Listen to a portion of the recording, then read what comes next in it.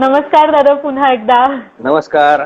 आणि खूप अनएक्सपेक्टेड खूप ब्रेक सॉरी. नंतर हो. नाही अनएक्सपेक्टेड ब्रेक नंतर पुन्हा सगळ्यांचं स्वागत आहे. स्वागत आहे. आणि अगदी छोटासा काहीतरी फोनमध्ये प्रॉब्लेम झाला आणि ते हो सॉल्व्ह करेपर्यंत थोडासा वेळ गेला, त्याबद्दल हो. खरंच सॉरी. नाही सॉरी काय तर ठीक आहे. या गोष्टी आपण काय बोलत होते चालत म्हणजे असतात. मला माऊलींच्या मला एक आजोळ गोष्ट विषयी. हो ह्याच्यात मला एक गोष्ट, हे सगळं चालू असताना मला एक गोष्ट आठवली. लहानपणी दूरदर्शन ज्यावेळेस होतं टीव्ही वरती कधी कधी व्यत्यय यायचा. आळंदीला असताना आम्ही असं म्हणायचो की सिंहगडची लाईट गेली, असं तेव्हा सिंहगडावर ते प्रक्षेपण व्हायचं किंवा ते व्यत्यय हे चित्र खूप वेळ दिसून राहतं. त्याच्याकडे बघत बसायचं कधी चालू होतंय. म्हणजे आज एवढं ऍडव्हान्स टेक्नॉलॉजी, त्याच्यातही अडचणी आहेत. असो. तर अगदी. ज्येष्ठवद्य अष्टमीला माऊलींच्या पालखीचं प्रस्थान होतं आणि ज्यावेळेस विणा मंडपातून पालखी निघते, आधी मंदिर परिक्रमा होते आणि नंतर आळंदीत नगर प्रदक्षिणा करून आजोळ घरी माऊली येतात. तर माऊलींची पालखी आजोळ घरामध्ये यायच्या आधी मानाचे अश्व जे आहेत, आधी नगारखाना जातो. मानाचे अश्व जे आहेत माऊलींचे, ते आजोळ घरापाशी येतात. शितोळे सरकारांचे जे अश्व आहेत, तेव्हा मग त्यांचा तिथं बुक्का लावला जातो, त्यांना हार घातला जातो, त्यांचा सन्मान केला जातो, त्यांना प्रसाद वगैरे दिला जातो. आणि त्यानंतर आळंदीकर ग्रामस्थांच्या खांदीवर तो जो सोहळा आहे, ते वातावरण ते म्हणजे बघून अनुभवण्याची गोष्ट आहे. मी सांगण्यात तेवढी गंमत नाही, जे प्रत्यक्ष अनुभवण्यात ती गंमत आहे. की एवढा जनसागर असतो आणि एखादी नाव जशी अशी हेलकावे खात खात खात खात येते, तशी ती माऊलींची पालखी तेवढ्या जनसागरामध्ये ज्ञानोबा तुकारामचा गजर चाललेला असतो आणि पालखी आजोळ घरात येते आणि इतकी प्रचंड गर्दी आणि इतकी चेंगराचेंगरी असते तिथे की ज्यांनी ते अनुभवलंय त्यांना माहिती आहे. पण पूर्वीचा जेव्हा वाडा आमचा छोटा होता, दरवाजा, त्या ह्याच्यातनं ती पालखी आतमध्ये येऊन त्या ठिकाणी जिथं आतमध्ये विठ्ठल रुक्मिणी जुन्या मूर्ती आहेत त्याच्या समोर तिथं त्याचा उतारा होता पालखी ठेवायचा, पूर्वी जुना आजोळ घर असताना. आणि अगदी तरी तेवढ्या जागेमध्ये 1000-2000 लोक आतमध्ये असायचे पूर्वी. आणि तेवढ्या ह्याच्यात त्या गर्दीत ती दारातनं म्हणजे जुना मोठा दरवाजा असतो, त्याला दिंडी दरवाजा असतो, असा तो दरवाजा होता. ते दार सुद्धा त्याच्यातनं ती पालखी यायची आतमध्ये आणि विसावायची आणि माऊली माऊली माऊली गजर सगळा व्हायचा. आणि जी दिंडी मानाची दिंडी आतमध्ये, हा पहिला मुक्काम. आणि जी एकच दिंडी आतमध्ये मानाची दिंडी असते, ती दिंडीमध्ये मग 2 गट चितोळे सरकार उभे असतात. हैबतराव बाबांचा विणा असतो. आजोळघर म्हणजे माऊलींच्या मामांचं घर. आजोळघर म्हणजे जे माऊलींच्या आईचे भाऊ, म्हणजे आईचं माहेर, ती परंपरा ती आहे. आणि चितोळे सरकार आणि हैबतराव बाबांचा विणा घेतलेले विणेकरी उभे असतात आणि समोर त्या दिंडीमध्ये 2 गट असतात आणि एक गट त्यातला रामकृष्ण हरी आणि रामकृष्ण हरी आणि ज्ञानोबा तुकाराम एकीकडं असे टाळ घेऊन ते जुगलबंदी चाललेली असते. सगळं म्हणजे तो अवर्णनीय स्वर्गीय सुख, स्वर्ग सुख सुद्धा फिके पडेल असा तो आनंद असतो. आणि हे जुगलबंदी अगदी कळसाला पोहोचते आणि मग चोपदार काठी उंचवतात हो म्हणून, की हळूहळू हळूहळू जेवढ्या म्हणजे जे लाखो वारकरी आळंदीमध्ये जमलेत, जी ती दिंडी आपापल्या नंबर प्रमाणे उभ्या असतात गावात त्या रस्त्यावरती सगळीकडं, आणि मानाची दिंडी आजोळ घरामध्ये असते. हे सगळे काही क्षणात पिन ड्रॉप सायलेन्स होतो. काही क्षणामध्ये पिन ड्रॉप सायलेन्स होतो. फक्त जर कुठल्या दिंडीची काही तक्रार असेल तर ते टाळ वाजवत राहतात. मग चोपदार तिथे जातात, त्यांची काय समस्या आहे ते जाणून घेतात आणि सगळं झाल्यानंतर मग सगळं शांतता झाली, पूर्ण 100% शांतता झाली की चोपदार दुसऱ्या दिवशीच्या प्रस्थानाची सूचना देतात. ती ललकारी होते की उद्या सकाळी 6 वाजता किंवा 6:30 वाजता निघायचंय हो. असं झालं की लगेच आरती सुरू होती माऊलींची. आणि आरती झाल्यानंतर हैबतराव बाबांचा जो विणा आहे तो विणा नाही, सुरुवातीला आधी औक्षण केलं जातं, औक्षणानंतर ही आरती होते. आधी आमच्या घरातल्या सुवासिनी औक्षण करतात आणि मग ही आरती होते. आणि आरतीनंतर जे सगळे मानकरी आजोळ घरामध्ये आलेले आहेत, वाड्यामध्ये आलेले आहेत, गांधीवाड्यामध्ये, त्या सर्व दिंडीकरी, मानकरी, फडकऱ्यांचं, शितोळे सरकारांचं, आरफळकर मालक, चोपदार, भालदार, हे सगळ्या मंडळींचं स्वागत केलं जातं. सगळ्यांना अत्तरदाणीमध्ये जी परंपरागत आपली पद्धत आहे स्वागताची, हिंदू आपल्या भारतीय परंपरेप्रमाणे, महाराष्ट्रातल्या परंपरेप्रमाणे सगळ्यांना आलेल्यांना गुलाब पाणी शिंपडलं जातं, अत्तर लावलं जातं अत्तरदाणीमधनं. त्याच्यानंतर सगळ्यांना बुक्का लावला जातो, नारळ दिला जातो प्रसादाचा. आणि माऊलींना जो नैवेद्य, पिठी साखरेचा नैवेद्य असतो, तो सगळ्यांना वाटला जातो प्रसाद. आणि मग चहापान होतं आणि पान सुपारी दिली जाते सगळ्यांना. आणि मग हे सगळं झाल्यानंतर संस्थांमधनं आरतीचं ताट, मग आम्ही थोड्या वेळानंतर सगळ्या आपापल्या ह्याच्यात निघून जातात. मग दर्शनाची सुरुवात होते आणि नंतर संस्थांचं पूजेचं ताट आलं की आम्ही पादुका माऊलींच्या पालखीतनं काढून जे तिथं विठ्ठल रुक्मिणीचं मूर्ती आहेत, मंदिर केलेलं आहे. आता तिथं मोठी इमारत उभी आहे. आम्ही 2010 साली ती जागा सगळी देवस्थानला आम्ही ह्याच्यात दिलेली आणि तिथं आता दर्शन मंडप उभा आहे आणि मोठी जागा, आता पहिल्यापेक्षा मोठी जागा आपल्याला या प्रस्थान सोहळ्यासाठी उपलब्ध झालेली आहे संस्थांकडनं. तर त्या विठ्ठल रुक्मिणीच्या मंदिरासमोर तिथं पाटावरती पादुका चांदीच्या तांबणामध्ये घेऊन त्याची पंचोपचार पूजा केली जाते आणि मग आरती होते परत एकदा. त्यानंतर परत पादुका दर्शनासाठी ठेवल्या जातात आणि मग जागराला सुरुवात होते. या संपूर्ण जो हा वारी सोहळा आहे, या सोहळ्याच्या मुक्कामामध्ये प्रत्येक सेवा परंपरेने ठरल्यात की कुठल्या फडाने, कुठल्या दिंडीवाल्यांना कुठली सेवा आहे, जागराची कुठल्या ठिकाणी कोणाची काय सेवा आहे, अशा त्या सेवा आहेत. त्या तिथीप्रमाणे ठरलेल्या आहेत, सगळ्या तारखेप्रमाणे होत नाहीत. विशेष म्हणजे नमूद करायचं म्हणजे आपल्या ह्या सगळ्या गोष्टी ह्या तिथीप्रमाणे होतात, भारतीय कॅलेंडर प्रमाणे होतात. हे विशेष नमूद करायचं. म्हणजे मगाशी जो मी शिवजयंतीचा मुद्दा सांगितला त्यासाठी हे पुन्हा आठवण करून देतो की तिथीप्रमाणे या गोष्टी होतात. तर आजोळ घरामध्ये जो जागर आहे, जागराची परंपरा आजरेकरांच्या फडाची परंपरा आहे आणि हे जागराचं भजन सुद्धा ऐकण्यासारखं असतं. जसं जसं जसं पहाट होत जाते तसं पहाटेच्या रागांमधल्या त्या चाली आणि शुद्ध सांप्रदायिक चाली, कोणीही कुठलेही अभंग चित्रपटाच्या चालीमध्ये गात नाही. तिथं कोणाला असं गायला हकलून देतात. तिथं पारंपरिकतेला काटेकोरपणे पाळलं जातं की ह्या पद्धतीनेच ते सादर होतं. आणि मग जागर चालू असताना साधारणतः 1:30-2 वाजता पादुका पुन्हा पालखीतनं घेतल्या जातात आणि मागच्या बाजूला विठ्ठल रुक्मिणीच्या मंदिराच्या मागच्या बाजूला महापूजा मंडप आहे, अभिषेक मंडप. म्हणजे जुनी आजोळ घराची जशी रचना होती तशा पद्धतीने आता आम्ही ते मंडप वगैरे करून तिथं रचना करतो.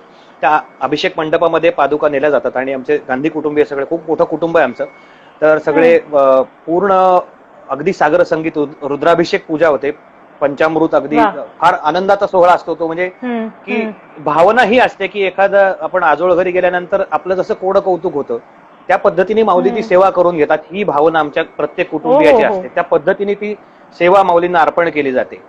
आणि अभिषेक सगळं पूर्ण संपन्न झाल्यानंतर पंचपक्वान्नाचा नैवेद्य असतो. सोहळ्यात स्वयंपाक, आमच्या घरातल्या सगळ्या ज्या काही माझ्या वहिनी आहेत, माझ्या काकू आहेत, सगळे मंडळी, सोहळ्यात स्वयंपाक असतो. पंचपक्वान्नाचा, पुरणपोळी आणि पंचपक्वान्न असा सगळा नैवेद्य असतो. त्यानंतर आरती होऊन, पूर्वी असं होतं की पादुका आम्ही आमच्या घरात लेकांनी मांडीवरच घेऊन बसायचं आणि पहाटे सकाळी 6 पर्यंत ते बसायचं पादुका मांडीवर घेऊन, मग लोक दर्शन करायचे. पण कालांतराने एवढं बैठक होत नाही. मग त्या चौरंगावरच, तिथं ज्या चौरंगावरती पादुकांचा अभिषेक झालाय त्या चौरंगावरतीच त्या पादुका ठेवल्या जातात. आणि त्याच्यानंतर मग संस्थांकडनं पुन्हा आरतीचं ताट येतं. जी नित्यनैमित्तिक मंदिरामध्ये जे माऊलींचे उपचार होतात ती आरती देवस्थानची सगळे ती परत आरती येते, ती आरती केली जाते आमच्याकडनं. त्याच्यानंतर शितोळे सरकारांचा जे आहे, शितोळे महाजीराजे, ते मी थोडक्यात उल्लेख करतो की शितोळे सरकारांची परंपरा काय आहे. महाजीराजे आता जे आहेत वंशज शितोळे सरकार, त्यांचे जे पूर्वज होते त्यावेळेस हैबतराव बाबांनी सातारच्या छत्रपतींना विनंती केली की असा असा सोहळा सुरू करायचा आहे, तर ह्याचं सगळं मला तुम्ही हे करून द्या, या सोहळ्याला संरक्षण. तर शितोळे सरकारांचे जे पूर्वज त्यावेळेला होते ते महापराक्रमी असे होते, त्यांचा वचक होता सगळीकडं. मग सातारच्या छत्रपतींनी शितोळे सरकारांकडे ही सेवा, हे कार्य दिलं. ते आजही अविरतपणे चालू आहे. त्यांचे जे अश्व असतात, मानाचे अश्व असतात आणि पालखीचा मुक्काम आळंदी, पुणे आणि काही ठिकाणी पुढचे जे तंबू, पालखीचा मुक्काम ज्या तंबूमध्ये असतो, ती सगळी तयारी शितोळे सरकारांच्या मार्फत केली जाते आणि त्यांचा पहाटे त्यांचा नैवेद्य रोजचा असतो. तर तसा आजोळ घरातही त्यांचा नैवेद्य येतो.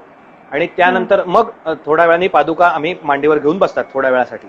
मग चोपदार येतात. चोपदार आल्यानंतर करणा असतो, हे एक ते सिग्नल असतात. हे जे परंपरागत ज्या गोष्टी चालत आलेल्या आहेत, करणा जशी तुतारी असते तसा करणा, मोठा तुतारीचाच मोठा प्रकार, एक मोठा करणा असतो. तो कर्णेकरी पहिला करणा झाल्यानंतर चोपदारा जाऊन अश्व घेऊन येतात. मानाच्या अश्वांना निमंत्रण केलं जातं. पुन्हा अश्व आजोळ घरापाशी येतात. पालखीचं, पादुकांचं तिथं दर्शन, त्यांचा मानसन्मान होतो. आणि त्याच्यानंतर मग विणेकरी येतात हैबतराव बाबांचे. विणा त्यांच्या पूजा करून त्यांना बुक्का वगैरे हार घालून त्यांचा नमस्कार करून विणा त्यांच्या गळ्यात घातला जातो आमच्या कुटुंबियांकडनं. आणि दुसरा करणा होतो, त्याच्या मागं विणेकरी पुढे चालतात. त्यांच्या मागं 5 पावली चालण्याची पद्धत आहे. पादुका हातात घेऊन माऊलींच्या मग त्या पालखीत ठेवल्या जातात. मग तिसरा करणा झाल्यानंतर आजोळ घरातनं प्रस्थान होतं. असा हा सोहळा अवर्णनीय. असं हे म्हणजे काय म्हणावं की कैक जन्माची पुण्य संपत्ती ती आहे म्हणून त्या पुढे जन्म झाला आणि हे सेवा करायला मिळाली. ह्याच्यामध्ये सहभागी होणारा प्रत्येक जीव जो आहे, प्रत्येक व्यक्ती जो आहे, त्याचं काही जन्मांचं पुण्य असतं म्हणून त्याला तो लाभ होतो. लाभ होतो. अगदी खरं आहे. आणि मी आजपर्यंत हे सगळं कधीच प्रत्यक्ष पाहिलेलं नाहीये. इव्हन मी कधी आळंदीमध्ये देखील आलेली नाहीये आजपर्यंत. पण आज तुम्ही तुमचा सगळं योग जे यावा सांगताय, लवकर. लवकरच यावं. आणि मला आता तुम्ही म्हणूनच म्हटलं की जे सगळं सांगताय त्यावरून ते सगळं चित्र समोर उभत राहत आहे. आणि मला आता इतकी मनातून इच्छा दाटून येते की तिथे येण्याची, हे सगळं पाहण्याची. यंदाच्या हो. वर्षी नसलं तरी पुढच्या वर्षी का होईना मला हे हो. सगळं नक्की याची देही याची डोळा पाहायला आवडेल. काय या वर्षी हे संकट जे आले त्यामुळं असा म्हणजे सगळ्यांनी निर्णय घेऊन शेवटी की प्रस्थान नंतर जवळजवळ 17 दिवस असं इतिहासात पहिल्यांदा झालं की 17 दिवस मुक्काम आळंदीतच, आजोळ घरातच.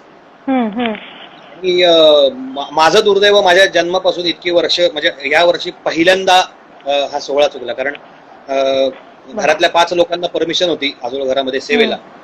परंपरागत सगळ्या सेवा झाल्या, पण तो जो उत्साह, तो जो एक आनंद, तो त्या आनंदाला मुकलो. काय दुर्दैव. माझे बाबा होते, माझे भाऊ वगैरे होते. आणि यावर्षी संस्थांनी सगळं सोहळ्याचे सगळे जे काही आहे क्षण सगळं लाईव्ह संस्थांच्या पेजवरनं ज्ञानेश्वर महाराज संस्थांनी ते लाईव्ह प्रक्षेपित केलं. मग त्याच्यावर दुधाची तहान ताकावर भागवण्याचा तो प्रकार झाला थोडा. अगदी खरं. 2 लाईन वाचल्या होत्या पूर्वी मी की कमरेवरचे हात काढून आभाळाला लाव तू, फक्त एकदा पांडुरंगा भिजव माझा गाव तू. त्याऐवजी आता अशी म्हणायची वेळ आली की कमरेवरचे हात काढून आभाळाला लाव तू, कोरोनाच्या लढाईत पांडुरंग पाव तू, असं म्हणायची आता वेळ आली. खरंच पण नक्की होईल. हेही दिवस जातील आणि आपण नक्कीच पुन्हा एकदा पुढच्या वर्षी हे सगळं अनुभवूया. याची देही याची डोळा आपल्याला हे सगळं अनुभवायला मिळेल नक्की. हे सगळं अवस्था जेव्हा सगळं हेच आहे. मी तुकाराम महाराजांचा गाथा वाचत असताना गाथ्यामध्ये मला एक अभंग असा महाराजांचा मिळाला. मला तो सांगायला आपल्याला आवडेल की आपली जी सगळी वैष्णवांची, ज्या महाराष्ट्रातनं नाही तर वारीसाठी लाखो वारकरी कर्नाटकातनं येतात, तामिळनाडूमधनं येतात, आंध्र प्रदेशमधनं येतात, केरळमधनं सुद्धा येतात. आपल्याला माहितीसाठी मी सांगतो की बऱ्याच जणांना माहिती नसेल तर केरळमध्ये कोचीनमध्ये विठ्ठल मंदिर आहे, पुरातन विठ्ठल मंदिर आहे आणि स्वयंभू मूर्ती आहे पांडुरंगाची. तिथं आषाढी कार्तिकीला ज्याप्रमाणे महाराष्ट्रामध्ये अखंड नाम सप्ताहाची, हरिनाम सप्ताहाची पद्धत आहे, तिथं अखंड भजन सप्ताह आषाढी कार्तिकीला केला जातो केरळमध्ये, कोचीनमध्ये. त्याचबरोबर कॅलिकटमध्ये, केरळमध्ये तिथेही विठ्ठल रुक्मिणीचं मंदिर आहे. तिथं विठ्ठलाची मूर्तीचं वैशिष्ट्य असे, राही रखमाबाई दोन्ही मूर्ती आहेत कॅलिकटला. आणि कोचीनमध्ये जे आहे ते फक्त पांडुरंगाची मूर्ती आहे. तर तिथं भजन सप्ताहामध्ये 7 दिवस 24 तास टाळ घेऊन 2 जण उभे असतात आणि रामकृष्ण हरी ते भजन करत असतात. आणि 24 तास तिथं वेगवेगळी भजनी मंडळ आहेत. ती भजन सेवा एकाचं झालं की दुसरं असे नंबर असतात. 7 दिवस 24 तास भजन चालू असतं, अखंड भजन चालू असतं. आणि संध्याकाळच्या वेळेला साधारणतः 8 ते 10च्या वेळेमध्ये जे पाहुणे कलाकार जे आहेत बोलवलेले, त्यांना तिथं त्यांचा कार्यक्रम असतो. मला 2 दिवस तिथं सेवा करण्याचं भाग्य मिळालं. अप्रतिम सेवा असते त्या लोकांची. तर आता हे सगळे वैष्णव सगळे ठिकठिकाणाहून येणारे, पंढरपूरला जाणारे, या आनंदाला मुकले, या सोहळ्याला मुकले. पण काय आहे की ठाईचं बैसोनी करा एकचित्त आपल्याला संतांनी सांगितले. पण ही वारी ही सदेह एक अनुभवण्याची ती गोष्ट आहे. पण दुर्दैवाने आपण घरी आहोत. मग काय अवस्था ही आहे. तुकाराम महाराजांचा मी अभंग सांगतो की आपण आता हे संत माऊलींची एकच पालखी नाहीये, अनेक संतांच्या जवळजवळ 100-150 पालख्या पंढरपुरात जातात दरवर्षी, वेगवेगळ्या संतांच्या, महाराष्ट्रभर इकडून तिकडून सगळ्या येणाऱ्या. तर हे संतांच्या पालख्या यावेळेस फक्त मोजक्या लोकांबरोबर या सगळ्या पंढरपुरात दाखल होतील दशमीला. मला वाटतं उद्याच दशमी आहे. तर मग या आपण काय करायचं की तुकाराम महाराजांच्या अभंगाने, त्या म्हणजे 400 वर्षापूर्वीच की आजच्या भावना व्यक्त करणारा म्हणजे काय सामर्थ्य होतं तुकाराम महाराजांचं बघा. तुकाराम महाराज म्हणतात, पंढरीस जाते निरोप ऐका, वैकुंठ नायका क्षेम सांगा. हे पंढरीला जाणाऱ्यांनो, आपण ह्या संतांनाच आता ही विनवणी करायची आहे की निरोप ऐका, वैकुंठ नायका क्षेम सांगा. आमचं जे काय आहे सगळ्या अवस्था त्या वैकुंठ नायकाला सांगा. अनाथांचा नाथ हे तुझे वचन, अनाथांचा नाथ हे तुझे वचन, धावे नको दिन गांजू देऊ. की आता तू धाव, हे आम्हा दिनांना गांजू देऊ नकोस. ग्रासिलू भुजंगे सरपे महाकाळे, न दिसे हे जाळे उगवता. हा कोरोना रूपी भुजंग आहे, हा महाकाळाने सगळ्याला ग्रासलेला आहे. त्याच्यात कामक्रोध सुनी श्वापदे बहुती, वेढलो आवर्ती मायेची. हे सगळे कामक्रोधाधिक षड्रिपूंचा सगळा जो त्रास होतोय, या मायेनी सगळे आम्ही वेष्टीत झालेलो आहोत.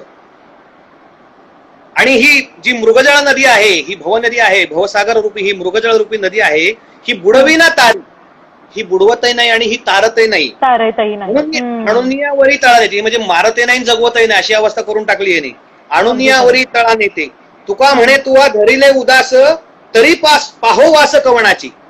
तुका म्हणे तुवा धरिले उदास, तरी पाहो वास. म्हणजे आम्ही कोणाच्या तोंडाकडे बघायचं पांडुरंगा, तू आमच्यावरती उदास. तर ही विनवणी आपण संतांच्या मार्फत तिथे पोहोचवायची. हा फार अप्रतिम म्हणजे किती कमाल ना. पण म्हणजे जणू काही त्यांना माहितीच होतं त्यावेळेला की अनेक वर्षांनंतर ही परिस्थिती आपल्यावरती येणार आहे. त्यांनी त्या परिस्थितीनुसार तेव्हा लिहून ठेवलेलं आहे आणि इतकं सगळं. बरोबर बरोबर. क्या बात आहे, खूपच मस्त. तुमचा अभ्यास आहे तो म्हणजे अर्थातच संत वाङ्मयातलं लोकसंगीत याविषयी. आणि या म्हणजे लोकसंगीत हा प्रकार आपल्याला सगळ्यांनाच माहिती आहे, पण संत वाङ्मयातलं लोकसंगीत हा काय नेमका प्रकार आहे?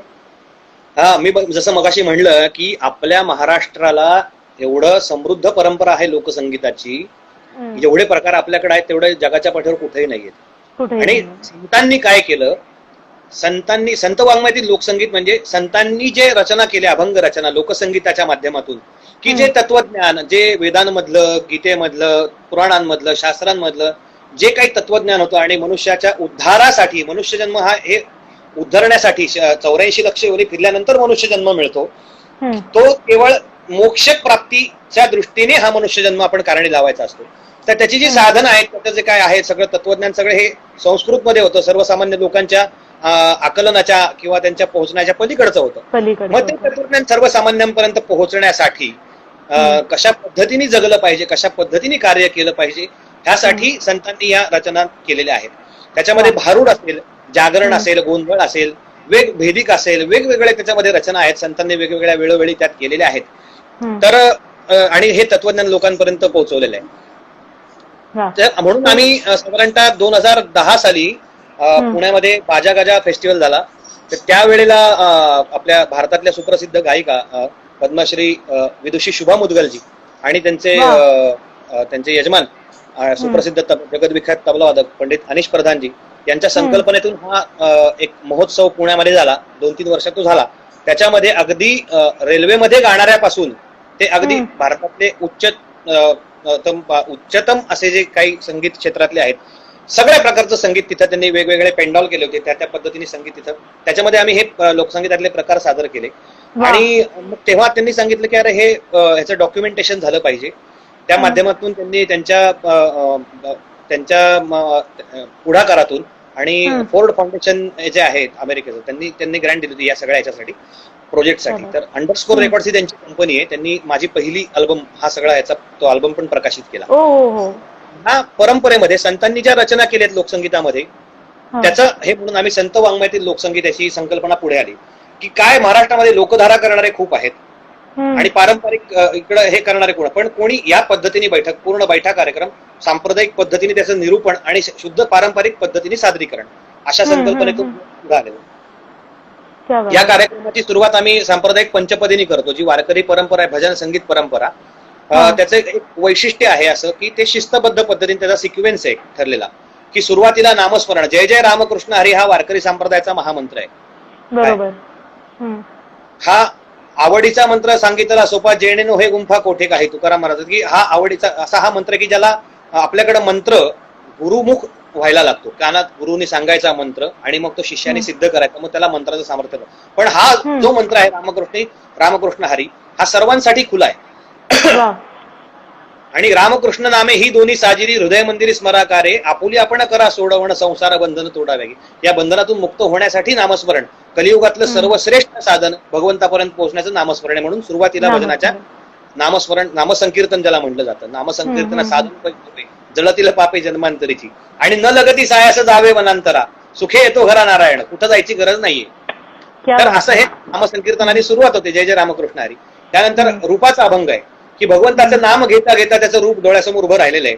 मग रूपाचं वर्णन करणारा अभंग आहे तो ज्ञानोबारायांनी लिहिलेला रूप पाहता लोचने. ते रूप पाहिलेल्या डोळ्याने ते आतमध्ये साठवायचंय, त्याचं ध्यान करायचंय. मग ध्यानाचा अभंग, आणि ध्यानाचा अभंग झाल्यानंतर ध्यान झाल्यानंतर त्याचं नामस्मरण, पुन्हा एकदा मग विठोबा रुक्माई हे नामस्मरण. आणि त्याच्यानंतर संतपर रचना, मी एका संतांनी दुसऱ्या संतांचं केलेलं वर्णन हा संतपर अभंग, ही प्रकरण आहेत सगळी संत वाङ्मयातली, की ते प्रकरणाप्रमाणे अभंग असतात. किंवा नाम महात्म्य सांगणारा अभंग असा सादर केला जातो. आणि मग लोकसंगीतातल्या रचना, गण असेल, डफ गाणं, समर्थ रामदास स्वामींच्या परंपरेतलं डफ गाणं फार प्रकार चांगला आहे, तो आम्ही सादर करतो. त्यानंतर वेगवेगळ्या प्रकारच्या अभंग रचना लोकसंगीताच्या अंगाने, मग जागरण असेल, गोंधळ असेल, भारुड असेल, अशा वेगवेगळ्या पद्धतीने, गवळणी. म्हणजे हे आपल्याकडं नाम म्हणजे 3 प्रकारे भगवंताचं संकीर्तन केलं जातं. नामसंकीर्तन, गुणसंकीर्तन आणि लीला संकीर्तन. नामसंकीर्तन म्हणजे नामस्मरण भगवंताचं, गुणसंकीर्तन म्हणजे भगवंताचा गुणानुवाद करणं, त्याचं गुणगान करणं, आणि लीला संकीर्तन म्हणजे ज्या लीला भगवंताने गोकुळामध्ये केल्या ते गवळणी आपल्याकडे प्रसिद्ध आहेत. आणि गवळणींमध्ये 2 प्रकार आहेत. संत विरचित गवळणी आहेत सगळ्या ह्याच्यामध्ये, जे संतांनी केलेल्या रचना आहेत त्याला अभंग म्हणतात. आणि संत सोडून आपल्याकडे कवींची परंपरा आहे, त्याच्यामध्ये संत कवी सगळ्यात पहिल्यांदा येतात. संत कवी, पंत कवी, तंत कवी, दंत कवी अशी कवींची परंपरा आहे. तर संत सोडून इतर कवींनी जे केलेलं काव्य रचना आहे ती भक्ती रचना जरी असली त्याला अभंग म्हणत नाहीत, त्याला भक्ती रचना म्हणतात. त्याला क्षेपक असं म्हटलं जातं सांप्रदायिक याच्यामध्ये. ही क्षेपक रचना, हा क्षेपक अभंग आहे. एक उदाहरण तुम्हाला सांगतो. एक फार सुंदर रचना आहे जी आता नुकतीच त्यांचे पुणे बालगंधर्वांनी गायलेली आहे, भीमसेनजींनी गायलेली आहे. पोटापुरतं देई विठ्ठला लई नाही मागणं. फार सुंदर त्याची मी तुम्हाला लोकसंगीताच्या अंगाने त्याची जी चाल आहे ती ऐकवतो. नक्कीच. की जुन्या काळातले म्हणजे स्वातंत्र्यपूर्व साधारणतः काळातले एक गायक होते मारुतराव पैलवान. त्या मारुतराव पैलवानांनी ही लोकसंगीताच्या ढंगाने गायलेली, दिमडी, एकतारी आणि चिपळ्या याच्या साथीने. ही रचना जी आहे त्याच्या शेवटी पोटापुरतं देई विठ्ठला लई नाही मागणं, भाकरता, मी आता ती गातो तुम्हाला ऐकळेल. शेवटी तुका म्हणे आता देवा नका करू हो पाया परता. मला प्रश्न पडला, तुका म्हणे, मी गाथा सगळा शोधला, सगळ्यांना विचारलं की बाबा ही रचना तुकाराम महाराजांची काही सापडत नाही. मग माझ्या काकाने सांगितलं की शाहीर तुकाराम नावाचे एक शाहीर होते, त्यांची ही रचना, ही जणू ही तुकाराम महाराजांनीच लिहिलंय अभंग, इतकी वाटावी, इतक्या जवळ वाटावी अशी रचना आहे. पण ही क्षेपक, याला क्षेपक म्हटलं जातं. तर ही एक रचना लोकसंगीताच्या अंगाने त्याची चाल मी तुम्हाला विषय निघाला म्हणून ऐकवतो थोडक्यात. नक्कीच नक्कीच.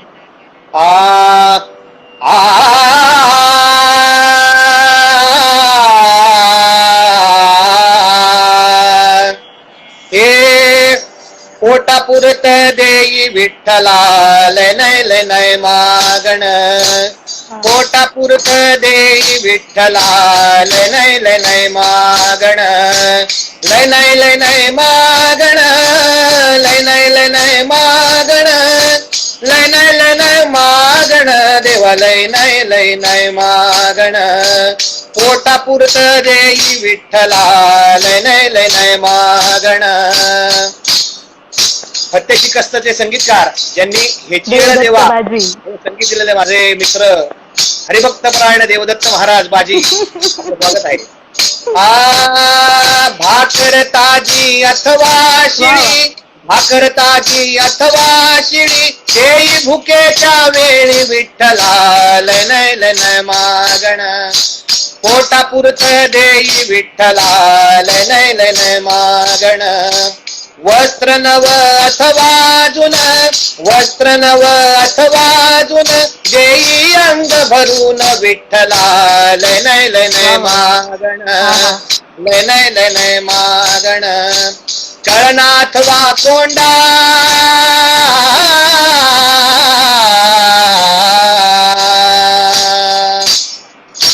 कळनाथ वा कोंडा देवा, कळनाथ वा कोंडा, देई भुकेचा तोंडा विठ्ठला लय नाही मागण, पोटापुरत देई विठ्ठला लय नाही मागण. तुका म्हणे आता देवा, तुका म्हणे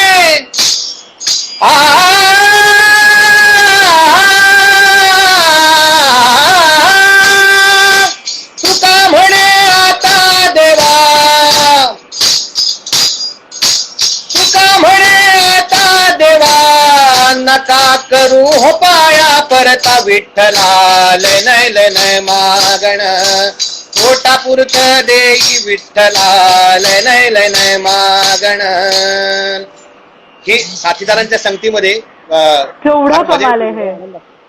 काय याला काय म्हणायचं असं म्हणालात तुम्ही मगाशी? ही ही ही एकतारी पद आपल्याकडे, एकतारी भजनाची परंपरा आहे. माफ करा, एकतारी भजन आपल्याकडे भजन परंपरेमध्ये वारकरी भजन परंपरा, संगीत भजन, ज्याच्यामध्ये विणा टाळ म्हणजे लावणी मृदंग श्रुती टाळ घोष सेवू ब्रह्मरस आवडीने असं या भजनाबद्दल म्हटलेलं आहे. विणा टाळ पखवाज, आता त्याच्यामध्ये ऍडिशन तबला, हार्मोनियम, त्याच्यानंतर तानपुरा, त्याच्यानंतर कुणी व्हायोलिन घेतं, या सगळ्या गोष्टी ऍडिशनल झालेल्या आहेत. त्याच्याबरोबर एकतारी पदाची परंपरा जी आहे की एकतारी, चिपळी आणि चिमडी एवढी मोजकी वाद्य असतात. आता ते पण आम्ही त्याच्यामध्ये सुद्धा टाळ पकवा हे सगळं ऍड करतो. त्याचा एक वेगळा आनंद, त्याची वेगळा ट्रान्स आहे. आणि ह्या चाली म्हणजे ह्या ज्या चाली आहेत या धून वर आधारित चाली आहेत. या कोणी दिल्या, कशा दिल्या माहित नाही. आज आम्ही एखादी गोष्ट केली तर त्याचा कॉपीराईट घेतो. एखादी रचना मी लिहिली, समजा मी त्याचा कॉपीराईट घेतो, मी एखादी चाल केली, मी त्याचा कॉपीराईट घेतो. संतांनी आणि आपल्या पूर्वजांनी एवढं मोठं करून ठेवलंय, कुठला कॉपीराईट आहे हो त्यांचा? काहीच नाही, काहीच नाही. सगळं असं म्हणजे काय म्हणतात ते भांडार उघडून ठेवलेलं आहे सगळं की ह्या. अगदी अगदी खरं. तर मी एक बोलता बोलता असं मी एका ठिकाणी मी सांगितलं होतं एकदा की ही जी रॉयल्टी दिली जाते प्रत्येक गोष्टीसाठी, आणि काही ठिकाणी तर आकाशवाणीवर वगैरे सगळीकडे अजूनही आजही काही कलाकारांना ती जुन्या त्यांनी काम करून ठेवली त्याची रॉयल्टी आजही दिली जाते. आता रॉयल्टी हा प्रकार बंद झाला, कंपन्यांनी, म्युझिक कंपन्यांनी रॉयल्टी हा प्रकार बंद केलेला आहे. त्याच्यामध्ये कलाकारांचं नुकसान झालेलं आहे. असो, हा विषय मी इथे सांगत नाही. पण मग संतांना काय रॉयल्टी देणार हो आपण? अगदी खरं. तर त्यांनी जो मार्ग दाखवलेला आहे त्या मार्गाप्रती, त्या परंपरेविषयी आपली लॉयल्टी ही खरी त्यांना दिलेली रॉयल्टी. वा वा. तर अशा या गोष्टी अनेक त्याच्यामध्ये भारुडाचं मी तुम्हाला फार सांगायला आवडेल मला. हो, मला नक्कीच ऐकायचंय. भारुड मी कधीच प्रत्यक्ष पाहिलेलं नाहीये आणि मला खूप अट्रॅक्ट करतं कायमच भारुड हा विषय. भारुडांची रचना अशा म्हणजे उगम जो झाला भारुडांचं, संतांनी भारुडाचं माध्यम वापरण्याचं कारण म्हणजे त्या काळामध्ये म्हणजे नाथ महाराजांच्या किंवा माऊलींच्या त्या काळापासून, पूर्वीच्या काळापासून आपल्याकडं गावागावामध्ये, खेड्यापाड्यांमध्ये, घराघरात, अंगणात जाऊन मनोरंजन करणारा एक वर्ग होता बहुरूप्यांचा किंवा वेगवेगळ्या प्रकारचे. आंधळा, पिंगळा, बहिरा, भट, भटीन, सरवदा, भांड, वासुदेव, कडक लक्ष्मी, कितीतरी प्रकार होते. कितीतरी लोक जाऊन मनोरंजन करायचे आणि मग लोक त्यांना धान्य काय असेल ते घरातला शिजवलेलं अन्न त्यांना भिक्षा त्यांना दिली जायची. तर मग संतांनी काय आयडिया केली, त्याला मराठीत म्हणतोय, मग तू बरोबर माणसासमोर आहे, अवधूत गांधी हा भारुड किंग आहे. नाही, अगदी खरं, अगदी खरं. सगळे संत आणि हे सगळे किंग आहेत, आपण त्यांचे सेवक आहोत. तर मग संतांनी शक्कल अशी लढवली की सर्वसामान्यांपर्यंत जर आपल्याला हे तत्वज्ञान पोहोचवायचंय तर याच्या माध्यमातून अशा याच्यानं भारुडाचा जन्म झाला. माझे गुरुवर्य डॉक्टर रामचंद्र देखणे यांनी भारुडाची व्याख्या एका वाक्यात त्याचा जर व्याख्या करायची झाली तर कशी, कळणारी भाषा आणि पेलणारं तत्व म्हणजे भारुड. सुंदर व्याख्या सरांनी केलेली. आणि बहुरूढ असणारी कला महाराष्ट्रामध्ये. आणि भारुडाचा दुसरा अर्थ असा सांगितला जातो की भैरुंड नावाचा पक्षी होता, 2 तोंड असलेला पक्षी की ज्याला 2 तोंड. तर भारुडाचं एकाच रचनेचे 2 अर्थ, द्विअर्थी म्हणजे आपल्याकडं लावण्या द्विअर्थी आहेत तसं नाही.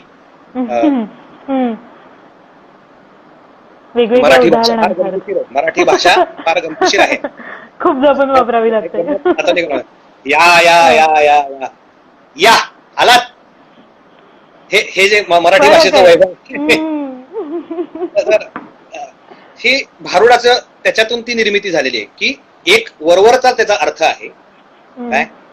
मग रूपकात्मक पद्धतीने संतांनी विचारांची, तत्वज्ञानाची पेरणी केलेली आहे. त्याच्यामध्ये एडक्याचं रूपक असेल, त्याच्यामध्ये विंचवाचं रूपक असेल, वासुदेवाचं आहे, कडक लक्ष्मी आहे, आंधळा आहे, बहिरा, भट, भटीन सगळे मुका आहे. मुका झालो, वाचा गेली, मुका झालो, मुका सांगतो मी, मुका का झालो तो बोलून सांगतो. जोशी आहे, भविष्य सांगणारा जोशी. येथून पुढे बरे होईल, भक्ती सुखे दोंद वाढेल, फेरा 84चा चुकेल, धन मोकाशी मी आलो रायाचा जोशी. हा असं भविष्य सांगणारा जोशी आहे. पिंगळापूर्वी यायचा सकाळी सकाळी, जसं ते एक छोटस वाद्य असायचं त्याच्या हातामध्ये, ते डमरू सारखं कुडकुड असं ते वाजायचं, ते तर पिंगळा असेल. असे सगळ्या संतांनी त्याच्यामध्ये रचना केल्या भारुडाच्या. तर हे मी जोशीचं भारुड तुम्हाला थोडक्यात सांगतो. या भारुडामध्ये आणि काय की बतावणी हा प्रकार म्हणजे या लोकसंगीताच्या त्याच्यामध्ये डेव्हलपमेंट होत गेल्या की ते त्याचं खुलवताना एक एक चरण आहे अभंगाचं, त्याच्यामध्ये दृष्टांत दिले जातात. ज्याप्रमाणे कीर्तनामध्ये, वारकरी पारंपरिक कीर्तनामध्ये किंवा नारदीय कीर्तनामध्ये की अभंग सोडवला जातो, अभंग सोडवणं म्हणतात, की एक एक चरणाचा अर्थ सांगून त्याच्या संबंधी इतर संतांनी काय सांगितलं किंवा त्या संतांचे दृष्टांत दिले जातात. प्रापंचिक असतील दृष्टांत संतांचे काही त्याच्यामध्ये दिले जातात. तर भारुडामध्ये त्या याच्याप्रमाणे सांगितलं जातं. तर ते जोशी भारुडामध्ये बतावणीचा प्रकार असतो की बाबा कोण मध्ये सहज तुमच्या गावावरून चाललो होतो, हा जोशी आला, मी आलो याचा जोशी, होरा ऐका दादानो, होरा ऐकाजी मायबाप.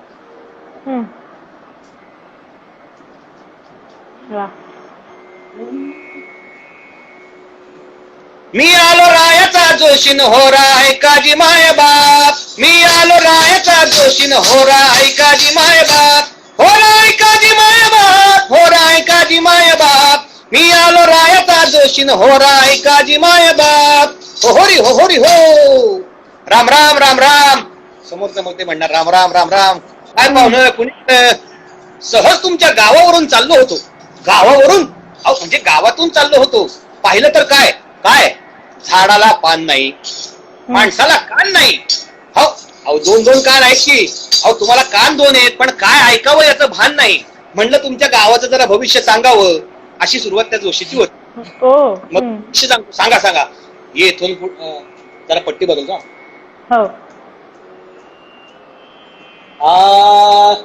येथून पुढे बरे होईल. अहो बरं होईल काय, पुढं काय, आता पण बरंच आहे की आमचं. अहो तसं नाही, इथून पुढचं सगळं चांगलं होईल. भक्ती सुखे दोंद वाढेल. अहो लय पोट वाढू देऊ नका महाराज, आताच लय. दोंद म्हणजे पोट नव्हे, दोंद म्हणजे समृद्धी वाढेल. बरं बरं, येथून पुढे बरे होईल. भक्ती सुखे दोंद वाढेल. फेरा 84चा चुकेल धन मोकाशी. मी आलो रायाचा जोशी, मी आलो रायाचा जोशी. होरा ऐकाजी मायबाप, होरा ऐकाजी मायबाप. वासना बायको शेजारीनं नाही, मनाजी पाटील देहगावीचा. अहो देहूगावची तर तुकाराम महाराज होते की. अहो देहूगाव नाही, देहगावीचा. हे देहरूपी जे गाव आहे त्याचा पाटील म्हणजे मन. हे मन काय करतं, जिकडे जाऊ नये तिकडे जाय, जे जे खाऊ नये ते ते खाय, म्हणून त्याचा मोडावा पाय. वासना वढाळ गाय गड्यानो, वासना वढाळ गाय. हे जे मन आहे, मनाविषयी सांगताना सुभाषितकार म्हणतात, मन कसं आहे माणसाचं, मर्कटस्य सुरापानम, मर्कटस्य सुरापानम तत्र वृश्चिक दंशनम तन्मध्ये भूत संचारो यद्वा तद्वा भविष्यती. म्हणजे माणसाचं मन कसं आहे, मर्कटस्य सुरापानम. एक माकड आहे, आधीच मर्कट त्यात मध्य प्याला, जे आपल्याकडे आहे की माकड आहे ते दारू पिलं, माकडाने दारू प्यायली, ते कमी होतं, त्याला विंचू चावला. हे कमी होतं म्हणून त्याच्यामध्ये एका भूताचा संचार झाला. मग ते माकड काय करील, तशी मनाची अवस्था आहे. हे मन, हा जो मनाची रूपी पाटील आहे, हा षड्रिपूंच्या माध्यमातून या सगळा देहगावाचा छळ करत असतो. मनाजी पाटील देहगावीचा, विश्वास धरू नका त्याचा, हा घात करील नेमाचा, पाडील खशी. मी आलो रायाचा जोशी. वासना बायको शेजारीनं, झगडा घाली अति दारुण, तिच्या पायी नागवण घर बुडविशी. मी आलो रायाचा जोशी. मग याच्यामध्ये काय, जोशी चालू असताना प्रेक्षकांमधनं कोणातरी बोलवलं जातं भविष्य सांगण्यासाठी. अरे नाना ये ये ये, तुझं जरा भविष्य सांगतो. होत जाणतो, भविष्य जाणतो, वर्तमान जाणतो, याचं जाणतो, त्याचं जाणतो, सगळ्याच जाणतो, वरच्याचं जाणतो, खालच्याचं जाणतो, सगळ्याच जाणतो. नाना तुझं भविष्य सांगू काय, सांग म्हणलं तरी सांगतो, नको म्हणलं तरी सांगतो. त्याची हात बघितला जातो. नाना तुझी नाडी बघू. ह्याच्यामध्ये थोडस विनोदाची पण पेरणी केली जाते. अरे नाडी ती नाही, नाडी हाताची नाडी बघू. आपण तुम्ही भविष्य सांगतो, नाडी काय बघायची. अरे मी कशावरून हे भविष्य सांगू शकतो, तुझा हात बघू. मग हात बघून थोडं, अरा नाना तुला फार मोठा रोग झालाय नाना, तुला भूक लागल्यावर काय बाय खावंसं वाटतं, तहान लागल्यावर काय बाय प्यावंसं वाटतं, तुझा फार अवघड झालाय नाना. मग त्याच्यावर उपाय, माझ्याकडे उपाय, त्याच्यावर औषध आहे माझ्याकडे. काय औषध आहे, कारकरश्च कुरकुरुम मच्छाश्रुतौलभम नांडनांचे ढांडनम, नांडनांचे ढांडनम. हे सगळं विनोदाची पेरणी संतांनी केलेली नाही, ही नंतर केली. अच्छा.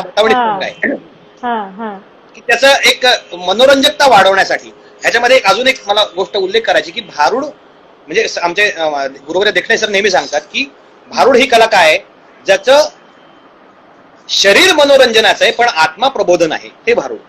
वा वा पण हे मनोरंजनातलं प्रबोधन करायचं. मग हे औषध जे आहे कारकरच नाना, हे औषध काय ते लोकांना कारकरच कुरकुर नाना, दरवाजाचा जो आवाज येतो कारकुर कारकुर कारकुर, तो दरवाजाचा आवाज 3 तोळे घेऊन यायचा. मच्छाश्रू तौलभम म्हणजे माशाचे अश्रू, माशाचे जे अशक्य गोष्टी ते इथे सांगतोय हा. माशाचे अश्रू 3 तोळे आणायचे आणि नांडनंचे ढांडनम नांडनंचे ढांडन, म्हणजे हा जो पखवाज वाजतो आपला कसा वाजतो नांडनंचे ढांडनम, त्या पखवाजाचा आवाज 3 तोळा आणायचा. ही सगळी औषधं नाना एकत्र करायची आणि वायली वायली कुटायची. काय करायचं, एकत्र करायची आणि वायली वायली म्हणजे वेगळी वेगळी कुटायची. आणि बारीक बारीक बारीक बारीक कलिंगडा एवढे 3 गोळे करायचे. बारीक बारीक कलिंगडा एवढे 3 गोळ्या करायच्या. पहिली गोळी नाना डोळा लागल्या लागल्या घ्यायची, दुसरी गोळी नाना भर झोपेत घ्यायची आणि तिसरी गोळी झोपेतनं उठायच्या आत घ्यायची. आणि हे औषध करत असताना नाना जो 3 कप रस तयार होईल, पहिला कप आपल्या पेटी मास्तरला पाजायचा, दुसरा कप आपल्या पखवाजाला पाजायचा आणि तिसरा कप घ्यायचा भर दुपारी 12चा उन्हात जायचं, भर चौकात उभं राहायचं, पिऊन टाकायचा, रोग खलास गडी आराम. अशा पद्धतीने तो विनोद असतो भारुडामध्ये. हे मी आलो रायाचा जोशी ना हो राय काजी माय. आणि शेवटी एकनाथ महाराज काय सांगतात मग, एका जनार्दनी कंगाल जोशी.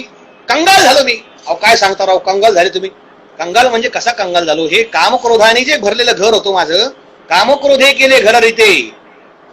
गुरुची कृपा झाली. एका जनार्दन एकनाथ महाराजांचं जो वैशिष्ट्य बघितलं नाममुद्रेमध्ये प्रत्येक याच्यामध्ये त्यांनी गुरुचा उल्लेख केलाय. एका जनार्दन स्वामी त्यांचे गुरु होते. गुरुच्या कृपेने हे सगळं जे काही होतं माझ्या आतमध्ये जे सगळं त्याच्यात ते सगळं मी कंगाल झालो, म्हणजे सगळे षडरिपू सगळं जो काही होतं हे सगळं माझ्यातलं नष्ट झालं. होरा सांगे सकळ लोक अशी जा शरण सद्गुरुशी फेरा चुकवा 84. सद्गुरूला शरण गेल्याशिवाय या फेऱ्यातून मुक्तता नाही. असं हे भारुडाचं वरवर त्याचा एक अर्थ असतो. उदाहरणार्थ सत्वर पावगो मला भवानी आहे रोडगा वाहीन तुला, सासरा माझा गावी गेला तिकडच खप विचारा, अरे सासऱ्याला मारती ही, सासू माझी ताच करते लवकर निर्धाळे तिला, नंडेचं कार्ट किरकिर करते खरूच येऊ दे त्याला, नवरा मारून आहुती देईन मोकळीच कर ग मला. ही सगळी मंडळी कोण आहे, म्हणजे सासूर वाशिणीची हे रूपक वापरले नाथांनी या जीवासाठी. ही जीवरूप नारी जी आहे वैराग्याच्या अवस्थेला आली आणि जगदंबेकडे नवस बोलतीये, सत्वर पावगो मला भवानी आहे रोडगा वाहीन तुला. आपल्याकडे ह्याच्यात घेतलं तर मजा येईल. काय हे आता सादर करायला नक्की, पण काय ह्याच्या भारुड जे प्रकार आहे ना त्याला साथी संगतीला असते त्याची मजा असते. हा, तर मी थोडक्यात तुम्हाला अर्थ त्याचा एक हे करतो की आपल्याकडे एक चिकित्सक वर्ग आहे की नको तिथे नको त्या गोष्टीची चिकित्सा करणारा वर्ग आहे. एक जण मला म्हणले, महाराज म्हणले अहो ते रोडगा म्हणले नाथ महाराज तर एवढ्या संपन्न घराण्यातले होते, काय त्यांचं ऐश्वर्य होतं म्हणले त्यांनी असं रोडगा का लिहिलंय म्हणले. काय सत्वर पावग मला भवानी आहे जिलबी वाहील तुला, सत्वर पावग मला भवानी आहे पुरणपोळी वाहीन तुला, श्रीखंड वाहीन, असं का नाही म्हणलं. मग मला असं लक्षात आलं की रोडगा हे सर्वसामान्य, रोडगा म्हणजे बाजरीची भाकरी. भरीत रोडगा आपलं खाद्य, भरीत रोडगा वांग्याचं भरीत आणि ज्वारीची भाकरी आपल्याकडं फार एक आवडती. आता लोक पूर्वी जे घराघरात होत होतं ते आता बाहेर जास्त पैसे देऊन खातात. असो, तर हा रोडगा काय आहे, जी नवविधा भक्ती आहे, श्रवणम कीर्तनम विष्णू स्मरणम पादसेवनम अर्चनम वंदनम दास्यम सख्यम आत्मनिवेदनम, ही जी शेवटची अवस्था आहे आत्मनिवेदन भरित रूपी रोडगा, आत्मनिवेदन भरित रोडगा, ही आत्मनिवेदनाची अवस्था भगवंताला अर्पण करणं म्हणजे रोडगा अर्पण करणं, अशा अर्थाने तो रोडगा आहे. मग ही जीवरूप काय, हा सासरा कोण आहे की सासऱ्याला ही सगळ्यांना मारायला का टपली. काय होतं की लग्न झाल्यानंतर नवऱ्याचे नातेवाईक तिचे नातेवाईक होतात. म्हणजे एक आपल्याकडे बघा परंपरा, सगळं स्वतःच सगळं सोडून मुलगी सासरी जाते तेव्हा तिचं सगळं नवीन अस्तित्व, नवीन सगळं सुरू होतं, नवीन सगळे नातेवाईक तिला जोडले जातात. की नवऱ्याची आई सासू, नवऱ्याचे वडील सासरे, नवऱ्याचा भाऊ धीर, नवऱ्याची बहीण नणन, हे असं सगळं तिचं गोतावळा सगळा तो वाढत जातो. मग हे कोण आहेत, ही मंडळी कोण आहेत बाबा. पूर्वीच्या काळी छळ व्हायचा, म्हणजे थोडक्यात आता गंमत म्हणून ह्याच्यामध्ये आता आधी मी जो सासरा आहे त्याच्याबद्दल सांगतो. हा अहंकार रूपी सासरा आहे, तो सद्गुरूंच्या कृपेनं काही काळ दूर गेलेला आहे. अहंकार, माणसाला अहंकार असतो, कुणाला रूपाचा असतो, कुणाला पैशाचा असतो, कुणाला सत्तेचा असतो, कुणाला कशा कशाचे वेगवेगळ्या प्रकारचे कोणाला शिक्षणाचा असतो आणि काही काही लोकांना मला कुठलाच अहंकार नाही असाही अहंकार असतो. तर हा अहंकार रूपी सासरा सद्गुरूंच्या कृपेनं काही काळ दूर गेला तो कायमचा जावा म्हणून देवीला नवस बोलते. सासू माझी जाची, सासू कोण आहे? आता सासूची फोड करताना सासूचा लॉंग फॉर्म सारख्या सूचना, मग सूनचा लॉंग फॉर्म काय आहे? सूचना नको, इथं सुरुवात होती. सासू म्हणजे सारख्या सूचना, ही सूचना नको, इतर या दोघांचं जमतं. ही सासू विकल्प रूपी सासू आहे. ज्याप्रमाणे कोळी हा कीटक तोंडातून लाळ काढून जाळं विणतो, त्याच्यामध्ये सगळ्यांना अडकवतो आणि स्वतःही नंतर अडकतो, ही संकल्प विकल्पाचं जाळं विणून छळ करते. म्हणून हे जगदंबे तुला मी नवस बोलते की सासू माझी जाचं करते लवकर निर्जाळे तिला, आणि नंदेचं कार्ट किरकिर करते खरुजेव. हे 4 नणद आहेत हिला, या जीवरूप नारीला 4 नणद आहेत. आशा, ममता, माया, तृष्णा या ज्या नणद आहेत त्याच्यातली माया जी आहे ही नणद, आणि तिचा जो नवरा आहे कामाजी, जे 6 भाऊ आहेत त्याच्यापैकी जो पहिला काम हा तिचा नवरा आहे. त्यांच्यापासून जे कार्ट निर्माण झाले त्याचं नाव आहे द्वेष. माणसाच्या मनात द्वेष खतखतत असतो सारखा. आजच्या काळात आपण बघतो, म्हणजे शेजारचं जर चांगलं झालं किंवा कोणाचं काय झालं की माणसाला लगेच द्वेष करायला लागतो की अरे ह्याचं कसं झालं तसं. हे हा द्वेष, हे कार्ट सतत कीर्ती, मग त्याला खरूज होऊ दे. खरूज झाली म्हणजे त्याच्यात याच्यामध्ये बिझी राहील, माझ्या डोक्याला त्रास देणार, आणि शेवटी नवरा मारून आहुती देईन. मग नवऱ्याला सुद्धा मारते ही बाई. मग असा नवरा आहे तरी कोण? मग नाथ महाराज सांगतायत त्याचं रूपक, त्याचा अर्थ अविवेक रूपी नवरा आहे. अविवेक म्हणजे विवेकाचा उलट, म्हणजे विवेकी कोणाला म्हणायचं की ज्याला स्वतःला कळतं की काय करावं आणि काय करू नये, हे ज्याला कळतं. अगदी सिंपल भाषेमध्ये आपल्याकडे निरक्षर विवेक, जसं राजा हंसाचं सांगितलं जातं उदाहरण, की कशातलं काय घ्यायचं, कसं काय गोष्टी असतात, तुम्ही कुठं जायचं नाही, काय खायचं काय खायचं नाही, काय बघायचं नाही, काय ऐकायचं नाही, काय बोलायचं नाही, ह्या गोष्टी ज्याला कळतात तो विवेकी असं म्हटलं जातं. त्याच्या उलटा अविवेक. आणि जिथं अविवेकाबरोबर लग्न झाल्यामुळं हे सगळे नातेवाईक जोडले गेले. हे थोडक्यात उदाहरण म्हणलं जातं, अविवेक जिथं असतो तिथं अहंकार असतो, अविवेक जिथं असतो तिथं विकल्प असतो, अविवेक जिथं असतो तिथं आशा, ममता, माया, तृष्णा, काम, क्रोध, लोभ, मद, मत्सर, अहंकार, द्वेष हे सगळे गोष्टी असतात. म्हणून माणसाच्या अंगातला जर अविवेक नष्ट झाला तर ह्या बाकीच्या सगळ्या गोष्टी आपोआप जातील. म्हणून ही जीवरूप नारी भवानीला नवस बोलते, असं ह्या भारुडाचं रूपक आहे. केवढं तरी भारी आहे हे सगळंच. म्हणजे ही परंपरा जी लाभलेली आहे ती फार अप्रतिम. आणि आपल्याकडं खरं सांगायचं तर आपली भारतीय एकूण संस्कृती जी आहे, परंपरा जी आहे, ही कामधेनू गाय आहे. आमचे आळंदीतले वेदमूर्ती हरिभक्त चितळे गुरुजी जे आहेत ते मला नेहमी सांगतात की आपली काय अवस्था झाली भारतीयांची, आपली भारतीय संस्कृती परंपरा ही कामधेनू गाय आहे, की मागेल ते देण्याची ताकद तिच्यामध्ये आहे. ही कामधेनू गाय आपल्याकडे आहे, पण आपली अवस्था अशी झाली की आपण दुसरीकडे ताकाची भीक मागत फिरतो. घरात कामधेनू गाय आहे आपल्याकडं आणि आपण दुसरीकडे ताकाची भीक, सगळं काही आपल्या संस्कृतीमध्ये परंपरेमध्ये आहे आणि शास्त्रशुद्ध पद्धतीने सगळ्या गोष्टी केलेल्या आहेत. कमाल. हे सगळं पण तुम्हाला जे लाभलं आणि तुम्ही त्याचा अभ्यास करता ते सगळंच खूप अप्रतिम आहे. पण या सगळ्या बरोबरच तुम्ही पुढे वेगळी लाईन पकडली, ती म्हणजे चित्रपट सृष्टीची, चित्रपट संगीताची. अर्थात पूर्वी तुम्ही नाटकात देखील काम करत होतात आणि संगीत नाटकं देखील तुम्ही काही केलेली आहेत. तर त्यावेळेला कुठली संगीत नाटकं केली? संगीत नाटकाची तशी सुरुवात माझी 2006ला. लहानपणी आम्ही शाळेमध्ये वगैरे असताना थोडंसं आम्ही छोट्या प्रमाणात आम्ही घरातल्या घरात मठामध्ये काही कार्यक्रमात असं करायचो. ती आवड होती, पण त्याला बळकटी जी मिळाली किंवा मला एक जे मार्गदर्शन मिळालं, माझं भाग्य आहे की सोलापुरातले पंडित पद्माकर देव सर होते, हरिभाई देवकरण प्रशालेचे ते प्राचार्य होते, आणि त्यांनी द्विपात्री संगीत नाटकाची पद्धत त्यांनी चालू केली होती. स्वतः ते उत्तम द्विपात्री संगीत नाटक सादर करायचे. बालगंधर्वांचे फार मोठे ते फॉलोअर होते, भक्त होते. असं मला माझ्या भाग्याने त्यांनी दिग्दर्शित केलेलं, संगीत दिग्दर्शित केलेलं संगीत ना पत्नी ना माता, त्यांच्या शिष्या श्रीमती विद्या काळे यांनी लिहिलेलं संगीत पत्नी ना माता. ह्या म्हणजे महाभारतातली जी माधवीची कथा आहे, ययाती देवयानी यांची मुलगी माधवी, आज म्हणजे आपण स्त्री स्वातंत्र्य किंवा स्त्रीच्या याच्याबद्दल आपण आजकाल बोलतो, त्या काळापासून सुद्धा ते जे एक होतं की कशा पद्धतीने स्त्रीचं अस्तित्व किंवा स्त्रीला महत्व कशा पद्धतीने आपल्या ह्याच्यात आहे, तर त्याच्यावरती भाष्य करणारं ते नाटक होतं, संगीत नाटक. आणि 3.5 तासाचं 3 अंकी नाटक होतं ते. त्याच्यामध्ये काम करायची संधी मिळाली. मी देवसरांच्या घरी मुक्कामाला मला महिना मुक्काम केलेला आहे. त्याच्यामध्ये ऋषी गालव, विश्वामित्रांचे शिष्य जे होते ऋषी गालव, त्यांची भूमिका मला करायला मिळाली. राज्य नाट्य स्पर्धेमध्ये आणि दिल्लीच्या स्पर्धेमध्ये आम्हाला पारितोषिकही मिळाले त्याच्यामध्ये. आणि त्याच्यानंतर मग मी दुसरं संगीत नाटक केलं हैदराबादला. कलाभिषेक नावाची संस्था माझ्या मावशीने स्थापन केलेली, की हैदराबाद सारख्या ठिकाणी राहून मराठीसाठी झटणारे, मराठीच्या आपल्या पारंपरिक सगळे सांभाळून त्याच्यासाठी ती झटणारी गेली 22 वर्ष ती संस्था कार्य करते. आणि माझा भाऊ आहे तिकडे सौरभ घारीपुरीकर, जो उत्तम अभिनेता आहे, दिग्दर्शक आहे, लेखक आहे. त्यांनी दिग्दर्शित केलेलं 2 नाटकांमध्ये मला काम करायला मिळालं. जगद्गुरु तुकाराम महाराज आणि समर्थ रामदास स्वामी यांच्या जन्मचतुःशताब्दी निमित्त 2 नाटकं मी केली होती. तर संत तुकाराम नाटकामध्ये एक छोटीशी भूमिका होती माझी शाहिराची, परंतु समर्थ रामदास स्वामींच्या याच्यावरचं जे नाटक होतं शिवसमर्थ योग, त्याच्यामध्ये माझी रामदास स्वामींची भूमिका होती. ते पण ही प्रायोगिक रंगभूमीवरची नाटकं होती. आणि त्याच्यानंतर मला नाटकामध्ये काम करायची संधी मिळाली ती 98व्या नाट्य संमेलनामध्ये. 98 मला वाटतं मुलुंडला जे झालं 2 वर्षापूर्वी. माझा मित्र आणि संगीतकार जसराज जोशी, प्रतिभावंत गायक आहे, अतिशय प्रतिभावंत संगीतकार आहे.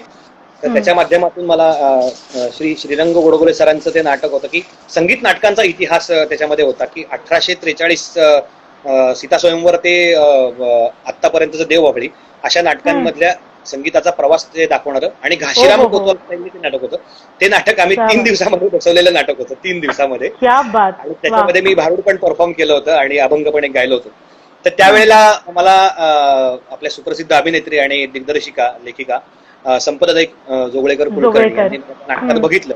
आणि त्या दरम्यान त्या चिसौका रंगभूमी नाटकाचं त्यांचं त्यावेळेस सगळं चालू होतं. मग त्यातल्या नारदाच्या आणि शाहिराच्या भूमिकेसाठी मग त्यांनी विचारणा केली. सुरुवातीला मी कन्फर्म नव्हतं की बाबा कसं व्यावसायिक रंगभूमीवरती एवढ्या मोठे आणि मोठमोठे कलाकार त्याच्यामध्ये सगळे होते. राहुल मेंदळे ज्यांनी संभाजी मालिकेमध्ये कवी कलशाची भूमिका केली, राहुल होते, अमोल कुलकर्णी, नचिकेत लेले, सारेगमपचा विनर, केतकीचे, शमिका भिडे, शर्वरी कुलकर्णी त्यांची मुलगी आणि अनेक कलाकार. आणि त्याचं सगळं जे नाट्य संपदा कलामंच जे आहे प्रभाकर पणशीकरांनी स्थापन केले, आता जे अनंत वसंत पणशीकर काका ती संस्था चालवत आहेत पुढं, त्यांनी त्याचं प्रोडक्शन केलं होतं. एवढ्या मोठ्या बॅनर खाली आणि एवढ्या कलाकारांसोबत पहिल्यांदा मला ती संधी मिळाली संगीत नाटकामध्ये काम करण्याची. पहिल्या अंकामध्ये मी सामील करायचो आणि नंतर पहिल्या अंकाच्या शेवटापासून नाटक संपेपर्यंत नारद मुलींची भूमिका होती. फार अप्रतिम नाटक होतं. सोलापूरला पण आम्हाला प्रयोग आम्ही केला, त्यावेळेस आम्हाला खूप प्रचंड मोठा प्रतिसाद मिळाला. हो, माझ्या नारदाच्या भूमिकेसाठी सुद्धा मला खूप मोठ्या मोठ्या कलाकारांकडून मला कौतुकाची थाप मिळाली. आपल्या सुप्रसिद्ध गायिका आदरणीय आशाताई खाडीलकर यांनी मला खूप चांगली शाबासकी दिली. आमच्या एका प्रयोगाला त्या आल्या होत्या. त्यांनी सांगितलं की तुझा आवाज आणि म्हणजे अण्णा पेंढारकरांची आठवण होईल असं तुझी भूमिका होती. फार मोठी पावती मला ती मिळाली त्याच्यामध्ये.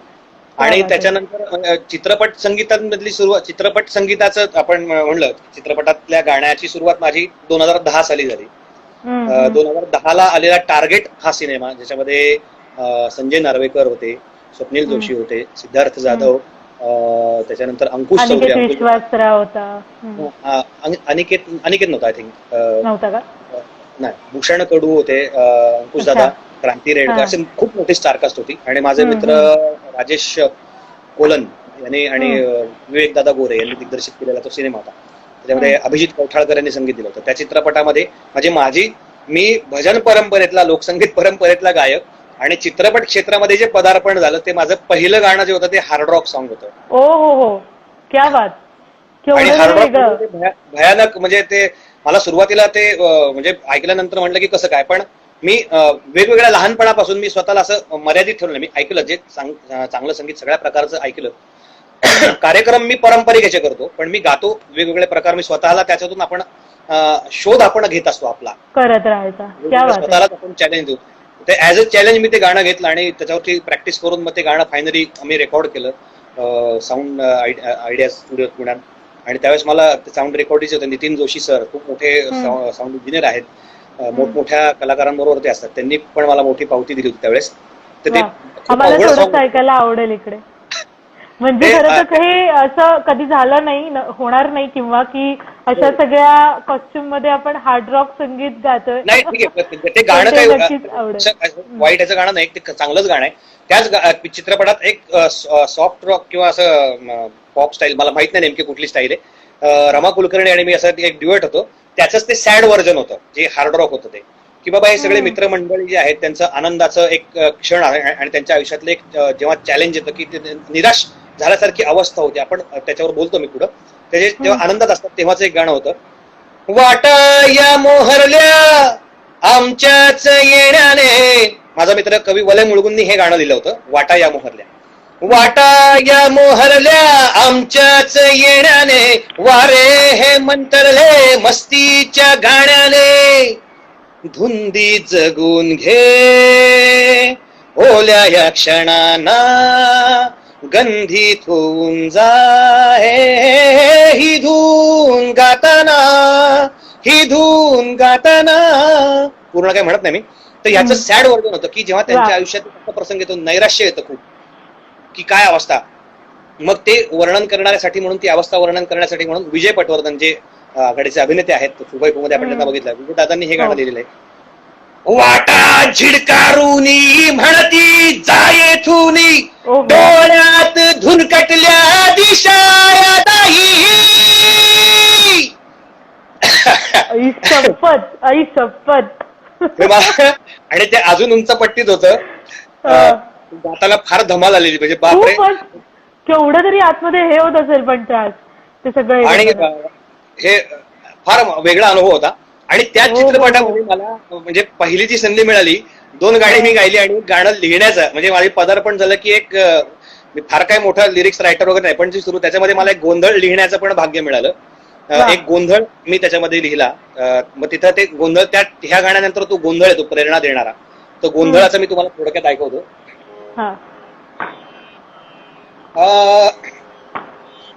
गोंधळाये भवानी आई गोंधळाये, आपल्या महाराष्ट्राचे सुप्रसिद्ध लोकसंगीत गायक आणि ज्यांची गाणी ऐकत मी लहानाचा मोठा झालो आहे, प्रल्हादजी शिंदे गुरुजी, त्यांच्याबरोबर मला कार्यक्रम करण्याचं पण भाग्य लाभलं. त्यांचे सुपुत्र आनंदी शिंदे यांनी ते गाणं गायलेलं आहे. गोंधळाये भवानी आई गोंधळाये, हा गोंधळाये भवानी आई गोंधळाये, कवड्यांच्या घालून माळा अन मळवट भरला कपाळा, कवड्यांच्या घालून माळा अन मळवट भरला कपाळा, होत पेटवुनी भक्तीचा, होत पेटवुनी भक्तीचा, चालला उदो उदो आईचा, उदो उदो उदो उदो उदो उदो उदो. गोंधळाये भवानी आई गोंधळाये, हा हे आदिमाया, हे आदिशक्ती, साऱ्या विश्वात तुझी कीर्ती, पापांच्या जाळण्या राशी आई शक्ती दे आम्हासी, आई शक्ती दे आम्हासी, आई शक्ती दे आम्हासी, आई शक्ती दे आम्हासी, आई शक्ती दे आम्हासी. गोंधळाये भवानी आई गोंधळाये, हा गोंधळाये भवानी आई गोंधळाये. अगदी पहिला आणि शेवटचा. वा वा वा वा, खूप सुंदर लिहिलंय हे, तुम्ही स्वतः लिहिलंय. हा, भगवंताची कृपा आहे, मी लिहिलं म्हणजे त्याच्याकडून आलं ते. कमाल कमाल. तेवढे वेगवेगळे प्रयोग केलेत, म्हणजे तुम्ही अगदी म्हणजे संत परंपरेतले असताना सुद्धा हार्ड रॉक संगीत आणि मग गोंधळ लिहिणं, सगळ्या वेगवेगळ्या गोष्टींवरती आहात तुम्ही. मला आणि नंतर आपल्याकडं जसं IPL किंवा हे होतं तसं महाकबड्डी लीग झालं होतं, महाराष्ट्र कबड्डी लीग. त्याचं टायटल सॉन्ग पण मला गाण्याची संधी मिळाली. माझे मित्र आहेत साई पियुष, फार प्रतिभावंत संगीतकार आहेत, साई पियुष जोडी. त्यांनी खूप चांगली चांगली गाणी केलेली आहेत, खूप फेमस गाणी आहेत त्यांची. तर त्यांनी म्युझिक दिलेलं एक गाणं महाकबड्डी लीगचं, ते गाणं पण खूप गाजलं, मला त्याचा पण खूप चांगला रिस्पॉन्स मिळाला. त्याला मला वाटतं प्राजक्ता माळी असायची सूत्रसंचालनासाठी, तेच का? हा हा, बहुतेक. आता मला एवढं आठवत नाही, पण बहुतेक खूप चांगली स्पर्धा पण खूप साम टीव्ही वरती झाली होती. बरोबर, करेक्ट. झाली होती कबड्डीची. आणि माझा संबंध तसा एक सांगायला आवडेल मला. मी पूर्वी कुस्तीगीर होतो, म्हणजे पैलवान होतो. आळंदीत आमच्या मालकीची तालीम होती आजोळघराच्या समोर. आणि माझे वस्ताद जे होते ते आम्हाला शाळेत शिकवायला पण होते, कुराडे गुरुजी. फार जबरदस्त आहेत, कुस्तीत बक्षिसं पण आहेत माझी. मला खो खो कबड्डी आपले पारंपरिक खेळांचं ते मला ते फार मजा आली गाताना. कमाल एक आणि असंच तुमचं दुसरं होतं ते म्हणजे स्वराज्य रक्षक संभाजी सुद्धा ब्रदर, त्याचं सुद्धा प्रोमो सॉन्ग तुम्ही गायलेलं आहे. प्रोमो सॉन्ग आणि मालिकेत पण काही मला गाणी गायला मिळाली. जिजाऊ आऊसाहेबांवरती जी मालिका आता सोनी मराठी त्याच्यामध्ये गायला मिळाली. आता सत्यजित रानडे जो माझा मित्र आहे अतिशय, तो पण प्रतिभावंत संगीत. ही तरुण पिढीमध्ये खूप चांगले चांगले संगीतकार आपल्याला मिळाले. त्यांनी ती गाणी कंपोज केली होती. त्याच्यात पारंपरिक आणि खूप वेगळा साज देऊन, अलीकडं पारंपरिकतेला वेगळा साज देऊन एक आपण म्हणतो ना की ती जुनीच मूर्ती आहे पण त्याला नवीन साजाने नटवलं, पण त्याच्या मूळ रूपाला धक्का न लावता असाच प्रयत्न जसराज जोशी, सौरभ भालेराव आणि ऋषिकेश वायझेड मध्ये केलेला आहे. वायझेड मध्ये केला होता. ऋषिकेश सौरभ जसराज या तिघांनी. हो, तुमचंही वायझेड मध्ये सॉन्ग होतं अरे कृष्ण अरे कान्हा. चित्रपट सृष्टीमध्ये आल्यानंतरच मी म्हणजे अर्थात मला त्यावेळेला आयडिया नव्हती, पण हे गाणं मला खूप जास्त आवडायचं आणि खूप नंतर कळलं की तुम्हाला गंमत नाही का, त्याच्यामध्ये तुकाराम महाराजांच्या अभंगातले काही चरण वापरले, त्या अवस्था वर्णन करायला. म्हणजे त्या अभंगात म्हणजे काय महाराजांची, या संतांचे खरंच मी सांगतो उपकार आहेत की अवस्थांचं वर्णन करणार. त्याची सुरुवात हे चुकलिया माये,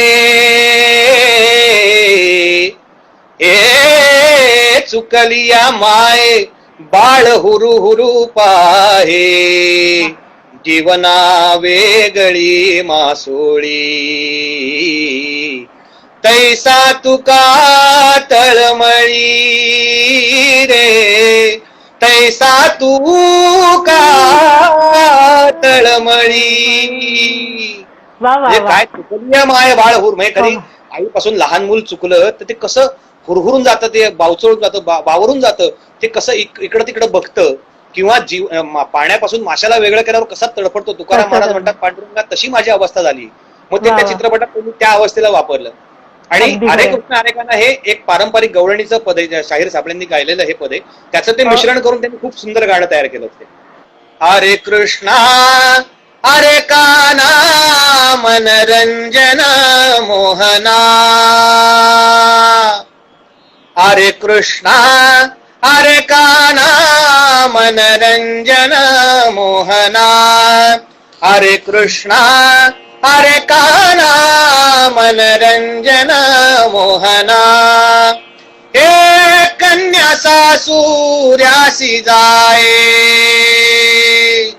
हे कन्या सासूर्यासी जाये, मागे परतोनी पाहे, तैसे झाले माझ्या जीवा केव्हा भेटसी केशवा.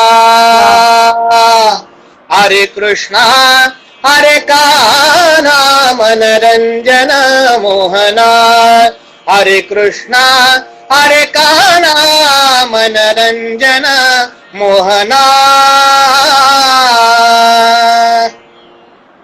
वा वा वा, हे माझं सगळ्यात आवडीचं गाणं आणि मला प्रत्यक्ष व्हर्च्युअली का होईना पण प्रत्यक्ष ऐकायला मिळतंय, याचा प्रचंड आनंद आहे मला या गोष्टीचा. आणि धन्यवाद धन्यवाद. की पारंपरिकतेचा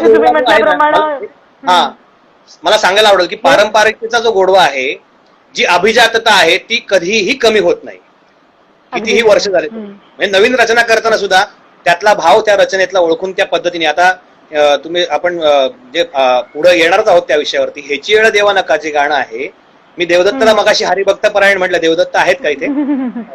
देवदत्त नाहीये, आता नाहीये. तर देवदत्तला मगाशी हरिभक्त परायण म्हणण्याचं कारण ती त्यांनी जी चाल त्याच्या हातून झालेली आहे ती इतकी पारंपरिक चालीच्या जवळ जाणारी, वारकरीच्या पारंपरिक चाली आहेत त्याच्या जवळ जाणारी चाल आहे, म्हणून मी त्याला हरिभक्त परायण म्हणजे भक्तीची परायणता अंगवलं. अशी चाल म्हणजे छत्रपती शिवरायांवरची भक्ती, तुकाराम महाराजांवरची भक्ती, आणि त्याच माध्यमातून ते घडलं गेलेलं असं मला वाटतं. क्या बात. हा वा वा. पण ते पुन्हा एकदा ऐकायला आम्हाला नक्कीच आवडेल, कारण हा एक असा अभंग आहे की ज्याने पुन्हा एकदा आमच्या सगळ्या पिढीला त्या परंपरेकडे आणलेलं आहे, त्या रचनांकडे आणलेलं आहे. आणि आज ज्याच्या त्याच्या तोंडी, ज्याच्या त्याच्या ओठी हे गाणं सध्या आहे, फत्तेशिकल जसा आला तेव्हापासून. हो हो. आणि मला देवदत्त आला. आता देवदत्त, आम्ही तुझ्याच विषयी बोलत होतो. दादा मला खूप छान तुझं उदाहरण देत होते की हरिभक्त परायण देवदत्त बाजी असं का म्हटलं त्यांनी मगाशी, तर त्याविषयी ते खूप छान सांगत होते. हरिभक्त परायण का म्हटलं, कारण जी ह्याची वेळ देवा अभंगाची जी चाल झालेली आहे ही पारंपरिक पद्धतीची अशी चाल होणं, त्यासाठी ती भक्तीची परायणता अंगी लागते. छत्रपती शिवरायांवरची भक्ती, तुकाराम महाराजांवरची भक्ती, तर त्या तेवढ्या ह्याच्यामध्ये बुडाल्यानंतर अशी चाल होऊ शकते की जेवढी सांप्रदायिक जी वाटते. म्हणून मुद्दाम मित्रा तुला हरिभक्त परायण म्हणलेलं. वा वा. शंकर म्हणतात ह्याची देवा जेव्हा ऐकतो तेव्हा अंगावरती शहारा येतो. अगदी खरंय. मी तुम्हाला सांगतो, मध्ये मी फेसबुकला शेअर पण केलं, इतक्या लोकांकडनं इतक्या वेगवेगळ्या प्रतिक्रिया मला मिळाल्या या अभंगावरती. मुळात ह्या अभंगाचं, ह्या रचनेचं मोठेपण आहे की जगद्गुरु तुकाराम महाराजांची रचना आहे. आणि मी नेहमी सांगतो की हा अभंग नाही नाही नाही, अरे हे भगवंताची लीला आहे, भगवंताचं देणं आहे, श्रींची इच्छा आहे म्हणून आपल्या हातून घडलं, सगळ्यांच्या हातून. तुकाराम महाराज ज्यावेळेस भंडारा डोंगरावरती गेले होते एकांतवासामध्ये, त्या काळामध्ये त्यांच्या हातून ती रचना, तेवढी उत्कट भाव व्यक्त करणारी रचना ती झालेली. तर हे कसं असतं, काही गोष्टी ना हे भगवंताच्या याच्यामुळे घडून येतात.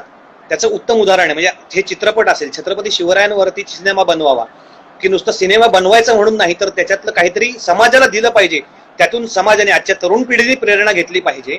या ध्येयाने प्रेरित असलेला दिग्दर्शक, या ध्येयाने प्रेरित असलेला लेखक, या ध्येयाने प्रेरित असलेले सर्व कलाकार जेव्हा एकत्र येतात तेव्हा अशा कलाकृतींची निर्मिती होते. आणि दिग्पाल लांजेकर हे अतिशय फार मोठे महाराजांचे भक्त आहेत, इतिहासाचे अभ्यासक आहेत, स्वातंत्र्यवीर सावरकरांचे फार मोठे ते भक्त, या अर्थाने की नुसती आंधळी भक्ती नाहीये, डोळसपणे हे आणण्याचं काम करतात. चॅलेंज सारखं नाटक असेल, आता सध्या रंगभूमीवर त्या नाटकाचं पण मला गाण्याची संधी देवदत्तांनी संगीत दिलेलं त्या नाटकाचं, स्वातंत्र्य सावरकरांवरचं नाटक अवध्यमी आणि मला वाटतं मृत्युंजय. आणि चॅलेंज तर नाटक असं आहे की मी अक्षरशः रडलेलोय मी ढसाढसा त्या नाटकानंतर, की काय सोचलं या लोकांनी, काय आज जे काही आपण करतोय ना हे त्यांचे उपकार आहेत, छत्रपती शिवरायांचे उपकार आहेत म्हणून आज आपण अभंगांवरती चर्चा करतोय. हे संतांचे उपकार आहेत म्हणून आज आपण ते बोलतोय, ते सांगतोय. आणि हे तरुण पिढीला देण्याचं काम दिग्पालनी हे करावं, त्याच्या मनात यावं की अभंग हा घ्यावा, ते छत्रपतींच्या त्या जीवनातल्या त्या एका कठीण प्रसंगाचं हे व्यक्त करताना त्याच्या जोडीला हा अभंग तिथं येणं मनात आणलं असतं तर नवीन गाणं नक्कीच लिहिता आलं असतं, नवीन गाणं नक्कीच करता आलं असतं. पण ती रचना तशीच ठेवून पण वेगळ्या पद्धतीने बांधणी करणं, शिवाजी महाराजांचं तुकाराम महाराजांचं एक वेगळं नातं होतं, त्यानिमित्ताने ते नातं अधोरेखित झालं. आणि आज मला आनंद वाटतो की आपल्या तरुण पिढी जी आहे समाजातली, अनेकांच्या कॉलरची कॉलर ट्यून म्हणा किंवा ते काय निघालं टिकटॉक वगैरे सगळीकडे या गाण्याने लोकांनी म्हणजे खूप डोक्यावर घेतलं. त्या निमित्ताने का होईना की संतांची रचना त्यांच्यापर्यंत पोहोचली, ते अभंग लोक ऐकतायत, वायझेडच्या निमित्ताने का होईना त्या गाण्याच्या निमित्ताने लोक ऐकतायत. आणि आता आपण जे म्हणजे वेगवेगळ्या स्पर्धा बघतो, काय म्हणतात रियालिटी शो, त्याच्यामध्ये सुद्धा पारंपरिक रचना मुलं आज काय तयारीने गातायत, सगळे चांगले चांगले. ते म्हणजे आपल्या भारतीय संगीताला, लोकसंगीताला कुठल्याही प्रकारचं म्हणजे मध्ये असं एक वातावरण झालं होतं की बाबा शास्त्रीय संगीत कसं होणार, शास्त्रीय संगीताचं, पारंपरिक संगीताचं कसं होणार, पुढं कसं आपलं सगळं पाश्चात्य संगीताचा प्रभाव आहे, अमुक आहे तमुक आहे. पण जेव्हा अशी वेळ येते तेव्हा भगवंतांनी सांगून ठेवलेलं आहे की यदा यदा धर्मस्य ग्लानिर्भवति भारत, मी कुठल्या ना कुठल्या माध्यमातून ते देव, मला असं वाटतं की ही भगवंताची योजना आहे की हा अभंग समोर आला, आपल्या समोर आला. आम्हाला नक्की ऐकायला आवडेल दादा तो आता. नक्की नक्की. हेची येळ देवा नका मागे घेऊ, तुझ्या विण जाऊ शरण शरण कुणा, नारायण ये रे पाहू पाहू विचारून, तुझं विण कोण आहे कोण आहे मज, हेची येळ देवा नका मागे घेऊ, तुझ्या विण जाऊ शरण शरण कुणा, नारायण ये रे पाहू पाहू विचारून, तुझं विण कोण आहे मज. रात्रंदिन तुझे आठवून आहे, रात्रंदिन तुझे आठवून आहे, पाहतोसी काय काय सत्व माझे, तुका म्हणे किती येऊ का कुलती, काही माया चित्ती येऊ द्यावी. वा, धन्यवाद. खरंच अंगावरती काटा आहे. जेव्हा जेव्हा गाणं ऐकतो तेव्हा तेव्हा अंगावरती काटा उभा राहतो. आणि देवदत्त आहे तर मी सांगेन की पहिल्या सीझन मध्ये देवदत्त या गप्पा सटांमध्ये आला होता आणि तेव्हा सुद्धा या गाण्याचं भरभरून कौतुक त्यांनी केलेलं होतं. या गाण्या तो थोडासा गायला देखील होता तेव्हा आम्हाला खरंच वाटलं नव्हतं की याचे मूळ गायक आपल्या गप्पा सटांमध्ये येऊन हे गाणं म्हणणार आहेत असं. वा वा, काय धन्यवाद. काय काही रचनांचं वैशिष्ट्य असं असतं की मनाला शांतता देणार, म्हणजे मेडिटेशन किंवा आपण काय ती ध्यान अवस्था, ती एक वेगळी अवस्था प्राप्त करून देण्याचं संगीताचं सामर्थ्य आहे. तुकाराम महाराजांनी सांगितलं, गायनाचे रंगी शक्ती अद्भुत हे अंगी, पण हे तो देणे तुमचे देवा घ्यावी अखंडित सेवा, असं आपण जेव्हा भाव ठेवू तेव्हा ती शक्ती जास्त त्याचं हे होतं समर्पण भावनेतनं. आणि ह्या संत रचनांमध्ये किंवा आपल्या भक्ती संगीतामध्ये शास्त्रीय एक तो जो एक फील आहे ज्याला म्हणतात की समाधान जे होतं ना, की एक पूर्ण आपण निर्विकार होऊन जातो ऐकताना. आणि विशेष म्हणजे मला याचं असं वाटतं की आपली प्रत्येक आपण मूड जे म्हणतो आपले प्रत्येक मूड स्विंग जा नवा शब्द आहे आता, तर त्या प्रत्येक मूड स्विंगला ते प्रत्येक अभंग त्यावेळेला संतांनी लिहून ठेवलेले आहेत. आणि कुठलाही काळ असू देत, म्हणजे आता तेव्हा लिहिलेला काळ आणि आत्ताच आपण ऐकत असलेलं 21वे शतक यामध्ये इतकं सगळं बदलून सुद्धा ते सगळे अभंग, त्या सगळ्या ओळी ते अजूनही आपल्या प्रत्येक गोष्टींना सूट करतायत. खरं तर हे किती नक्कीच. अहो साधी एक उदाहरण सांगतो. 700 वर्षापेक्षा जास्त वर्ष होऊन गेले, ज्ञानेश्वर महाराजांनी पसायदान मागितलंय. म्हणजे पसायदान ही कुठल्याही धर्माची, कुठल्याही जातीची, कुठल्याही लोकांसाठी म्हणून प्रार्थना नाहीये, पूर्ण विश्वाची प्रार्थना आहे.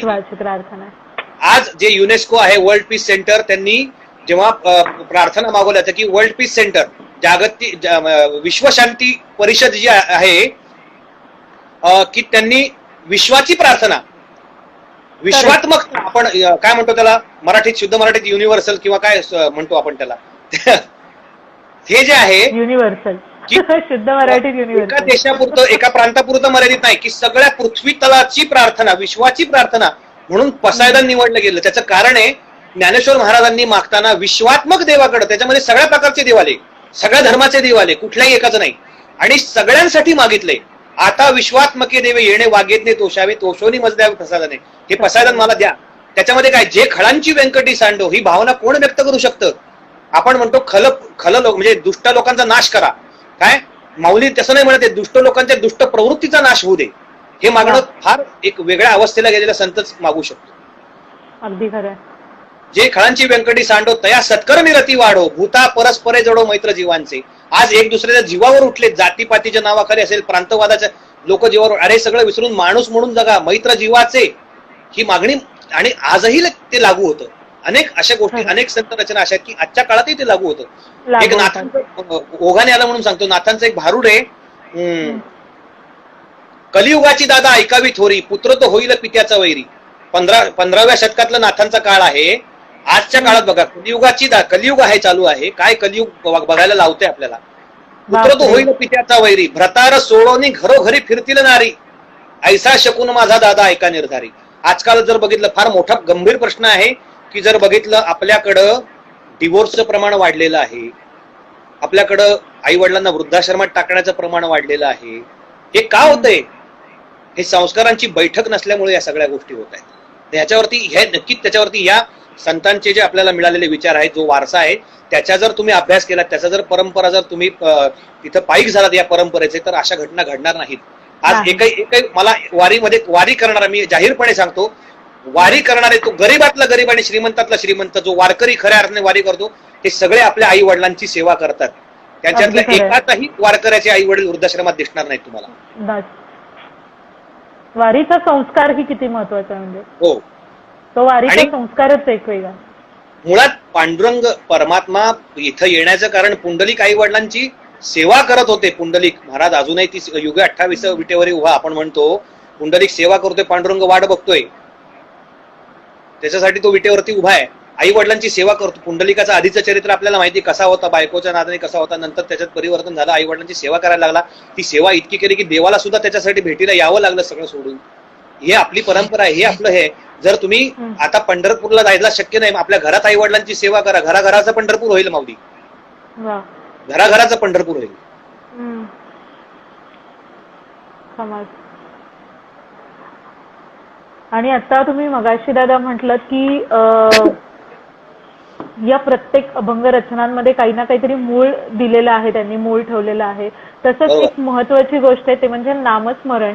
म्हणजे आपण जे कृष्णाचं नामस्मरण करतो, आपण विठ्ठलाचं नामस्मरण करतो, त्याचा आपल्यात आतमध्ये शरीरावरती कुठेतरी परिणाम होत असतो. ज्याची सगळ्यात मोठी गोष्ट विठ्ठलातला ठ यावरती आहे. तर त्याविषयी काय सांगाल? मुळात विठ्ठल, आता विषय निघाला म्हणून सांगतो, एका डॉक्टरांनी सांगितलेलं आहे, विठ्ठल विठ्ठल असं जर नामस्मरण केलं काय तर हृदयरोग बरा होऊ शकतो. या नामस्मरणामध्ये असं विशिष्ट त्याचं हे आहे की विशिष्ट तुमचा असा प्राणायाम होतो की श्री विठ्ठल श्री विठ्ठल अशा पद्धतीने जर तुम्ही मोठ्याने नामस्मरण केलं, श्री विठ्ठल असं जर तुम्ही नामस्मरण केलं तर तुमचा हृदयरोग 100% बरा होऊ शकतो. याच्याविषयी कदाचित कुठल्याच वारकऱ्याला कुठलाही रोग नसतो किंवा कुठलाही हृदयविकाराचा रोग नसतो. अहो, तुकाराम महाराजांचा एक आता विषय निघाला म्हणून वारी काय आहे, तुकाराम महाराजांचा एक अभंग आहे,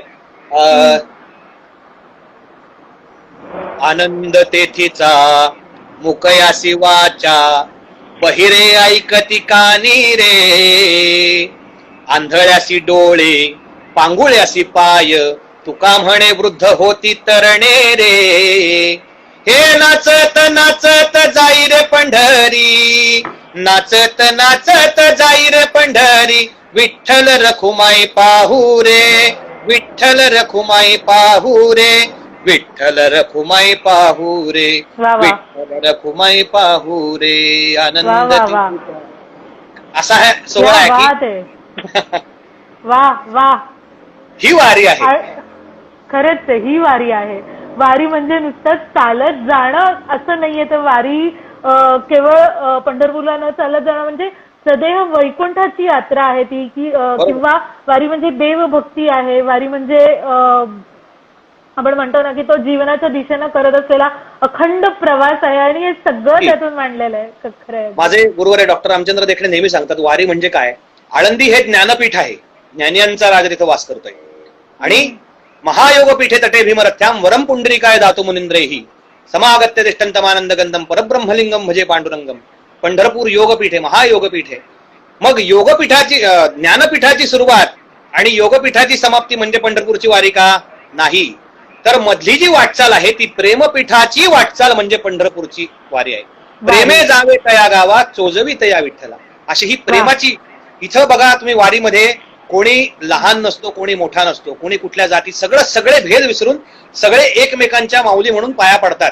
तिथं लहान तुम्हाला 70 वर्षाचे वृद्ध आजोबा 8 वर्षाच्या पोराच्या पाया पडताना दिसतील.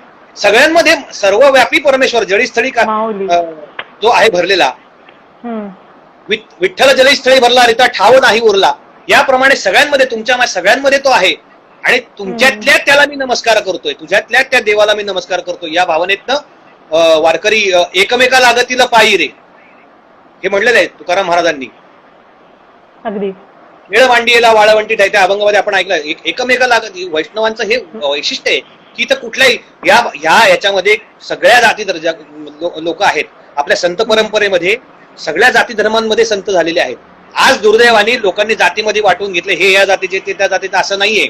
हा वारकरी संप्रदाय नाहीये सगळेच. आणि मुळात संतांनी एका दिवसात संत झालेले नाहीयेत. सर्वसामान्य, मी नेहमी कार्यक्रमामध्ये याच्या माध्यमातून सांगत असतो की सर्वसामान्य कुळामध्ये जन्माला येऊन संत पदापर्यंत कसं पोहोचायचं हे संतांनी स्वतःच्या जगण्याच्या माध्यमातून लोकांना दाखवून दिलेलं आहे. आधी स्वतः केलं मग सांगितलेलं आहे. खरंय. आणि ही संत परंपरा आहे आपली की हा आपण हे सोडून जे संतांनी काम केले, जे सांगितले आपल्याला ते करायचं सोडून हे चिकित्सा जी करण्याचं जे हे आहे ना, की योग्य ठिकाणी चिकित्सा जरूर करा, पण मग ते कुठल्या त्यांना जातीच्या बंधनात अडकून ठेवू नका ना. त्यांनी जे काय चांगलं सांगितले त्याचं अनुसरण करा, हे आपण केलं पाहिजे. वा. विठ्ठल विठ्ठल नामाचा गजर, भाविक हजर पंढरीला, माऊलीची श्रद्धा, माऊलीची भक्ती, माऊलीचं दिसेल करायला, असं.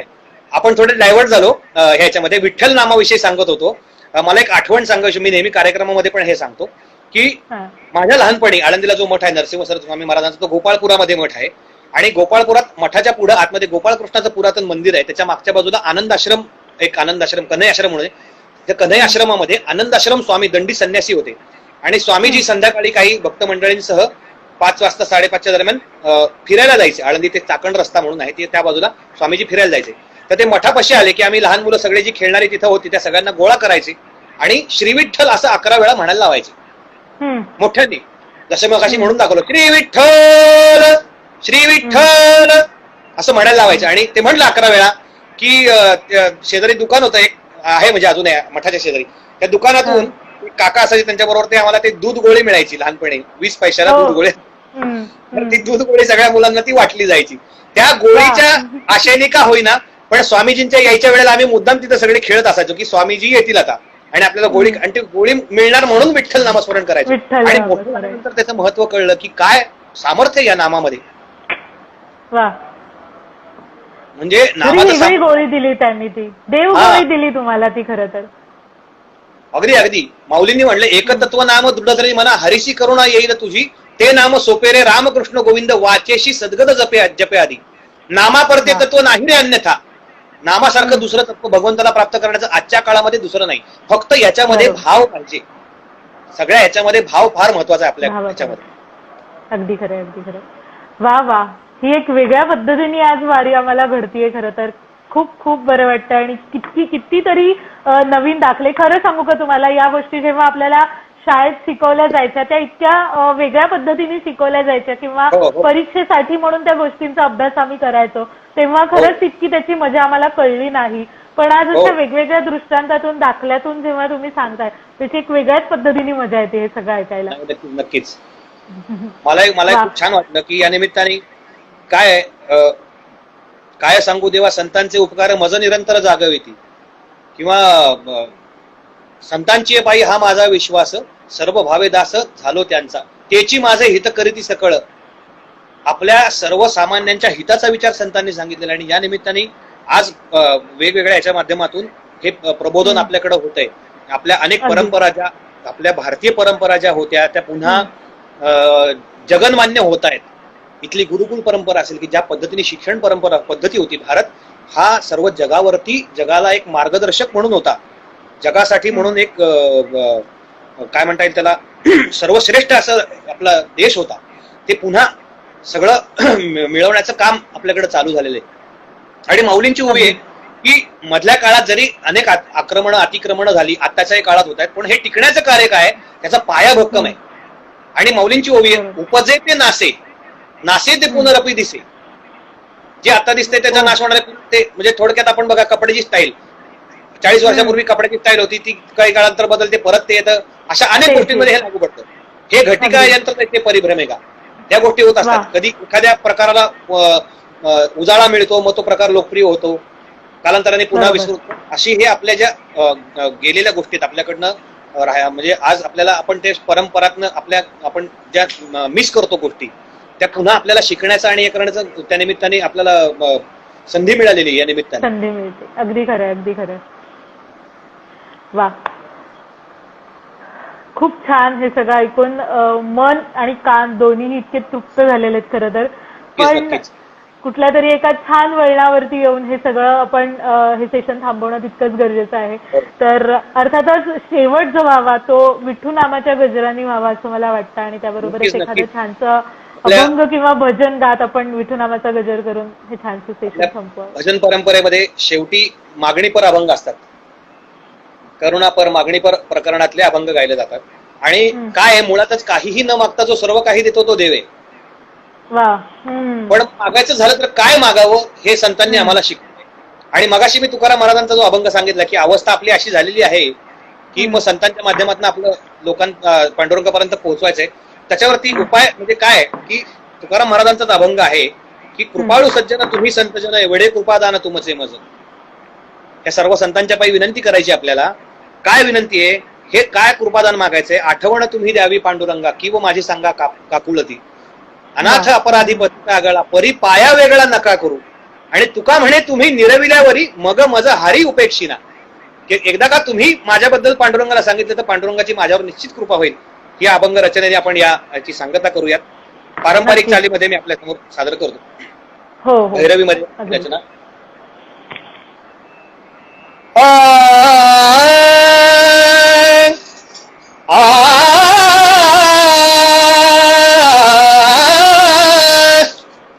कृपाळू सज्जन तुम्ही संत जन. कृपाळू सज्जन तुम्ही संत जन एवढे कृपादान तुमचे मज. एवढे कृपादान तुमचे मज. आठवण तुम्ही द्यावी पांडुरंगा. आठवण तुम्ही द्यावी पांडुरंगा किंवा माझी सांगा.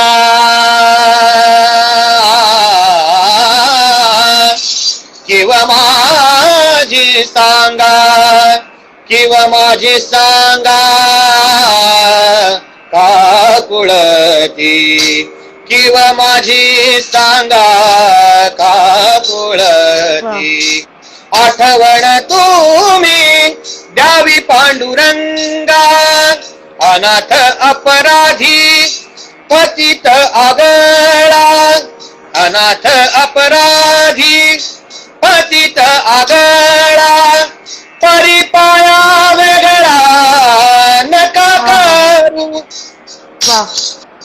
परिपाया वेगळा नका करू. आठवण तुम्ही द्यावी पांडुरंगा. तुका म्हणे तुम्ही निरविल्यावरी.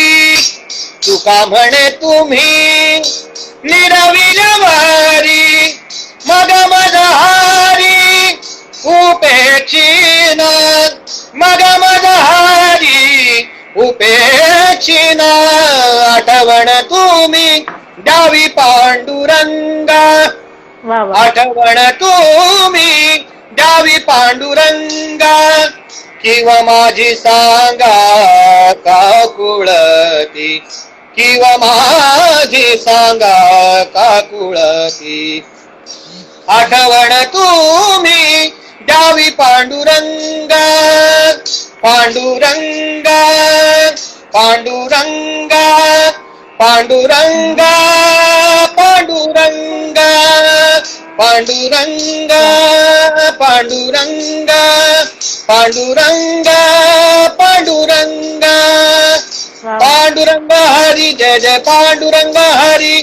पांडुरंग हरी जय जय पांडुरंग हरी. पांडुरंग हरी जय जय पांडुरंग हरी.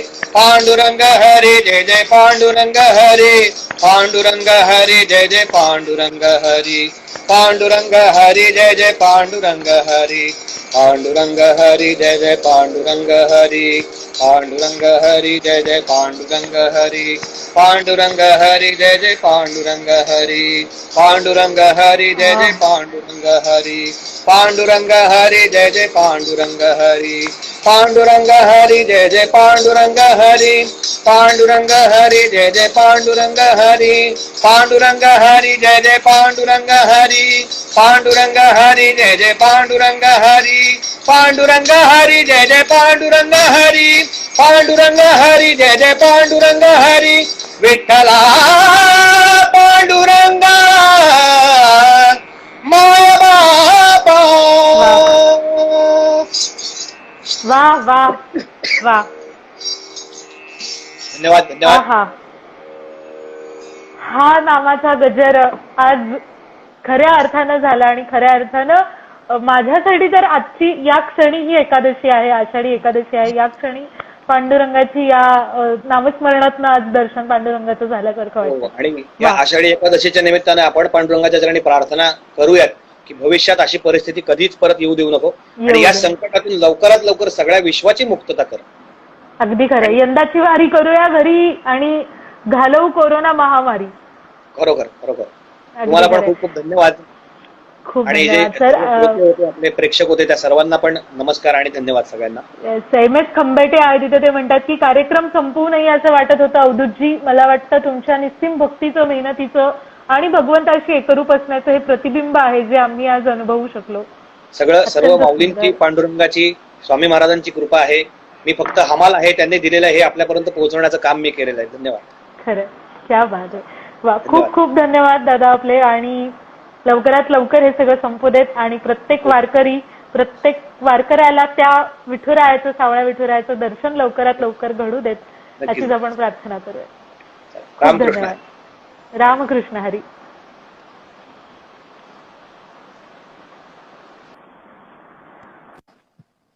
वा, खऱ्या अर्थानं आज माझी वारी इथे झालेली आहे या सेशनच्या माध्यमातून. आणि अवधूत दादांनी इतकं आपल्याला कुठच्या कुठे नेलं होतं, कुठला तरी वेगळ्याच जगात नेलं होतं, कुठला तरी एक वेगळाच अनुभव त्यांनी या माध्यमातून आपल्याला दिलेला आहे. सिनेमावाला आपल्या बरोबर आहे, सिद्धांत आहे. हॅलो सिद्धांत. अशी कमाल आजचं हे इतकं कमाल सेशन. थोड्यामध्ये नेटवर्कचा इश्यू झाला पण त्या सगळ्या अडचणींवरती मात करून अखेरीस हे छान सेशन आपल्याकडे पार पडलेलं आहे. आणि त्याबद्दल तुम्हा सगळ्यांचे सुद्धा खूप धन्यवाद. तुम्ही सगळे इथे होतात त्याबद्दल देखील तुमचे धन्यवाद आणि अवधूत दादांचे देखील मनपूर्वक धन्यवाद. आणि आता आपण भेटणार आहोत ते डायरेक्ट पुढच्या शुक्रवार, शनिवार, रविवार असे 3 दिवस पुढच्या आठवड्यातले मी पुन्हा तुमच्यासोबत असेल वेगवेगळ्या कलाकारांबरोबर. कोण असणार आहेत ते कलाकार याबद्दल तुम्हाला मी लवकरच सांगेन. त्याचबरोबर आजचा हा सेशन जर तुमच्याकडून मिस झाला असेल तर तुम्ही नक्की बघू शकताय माझ्या IGTV वरती आणि अर्थातच इंस्टाग्रामवरती IGTV वर तुम्ही सेशन बघू शकाल. त्याचबरोबर युट्यूब चॅनल आहे रसिका भट नामक, तर हे युट्यूब चॅनल तुम्ही नक्की सबस्क्राईब करा. त्यावरती देखील तुम्हाला हा पूर्ण एपिसोड पाहता येईल. तेव्हा नक्की हा एपिसोड बघा, कमेंट्स कळवा, लाईक करा, शेअर करा, सबस्क्राईब करा आणि मला नक्की मेसेज करून सांगा की तुम्हाला हे सगळं कसं वाटलं. आणि तुमच्या माध्यमातून आणखीन कोणा कलाकारांना मी जोडली जावी अशी इच्छा असेल तर मला नक्की कळवा. आपण त्या कलाकारांना देखील या गप्पाष्टकांमध्ये अवश्य आणूया. धन्यवाद.